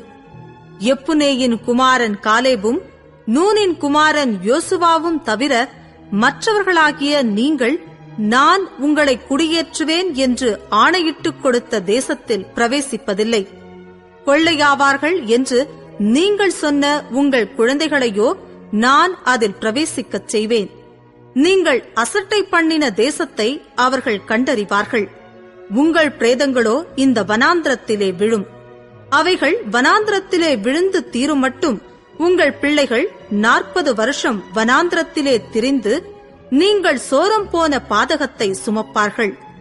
நீங்கள் தேசத்தை சுற்றி பார்த்த 40 நாள் இலக்கத்தின்படியே ஒவ்வொரு நாள் ஒவ்வொரு வருஷமாக நீங்கள் 40 வருஷம் உங்கள் அக்கிரமங்களைச் சுமந்து என் உடன்படிக்கைக்கு வந்த மாறுதலை உணருவீர்கள். கர்த்தராகிய நான் இதைச் சொன்னேன். எனக்கு விரோதமாய் கூட்டம் கூடின இந்த பொல்லாத சபையார் யாவருக்கும் இப்படியே செய்வேன். இந்த வனாந்திரத்திலே அழிவார்கள், இங்கே சாவார்கள் என்று சொல் என்றார்.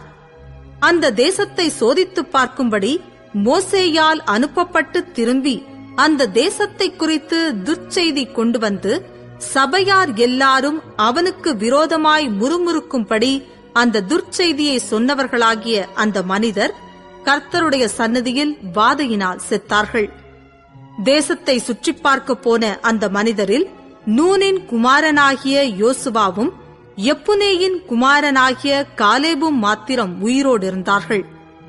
மோசே இந்த வார்த்தைகளை இஸ்ரவேல் புத்திரர் அனைவரோடும் சொன்னபோது ஜனங்கள் மிகவும் துக்கித்தார்கள்.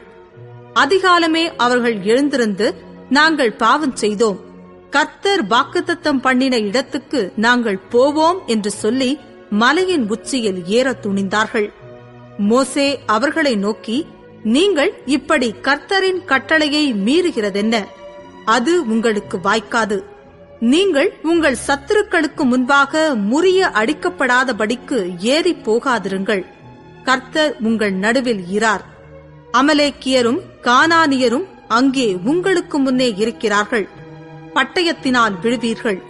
நீங்கள் கர்த்தரை விட்டு பின்வாங்கினபடியால் கர்த்தர் உங்களோடே இருக்க மாட்டார் என்றான். ஆனாலும் அவர்கள் மலையின் உச்சியில் ஏற துணிந்தார்கள். கர்த்தருடைய உடன்படிக்கையின் பெட்டியும் மோசேயும் பாளையத்தை விட்டு போகவில்லை. அப்பொழுது அமலேக்கியரும் கானானியரும் அந்த மலையிலே இருந்து இறங்கி வந்து அவர்களை முறிய அடித்து அவர்களை ஓர்மா மட்டும் துரத்தினார்கள்.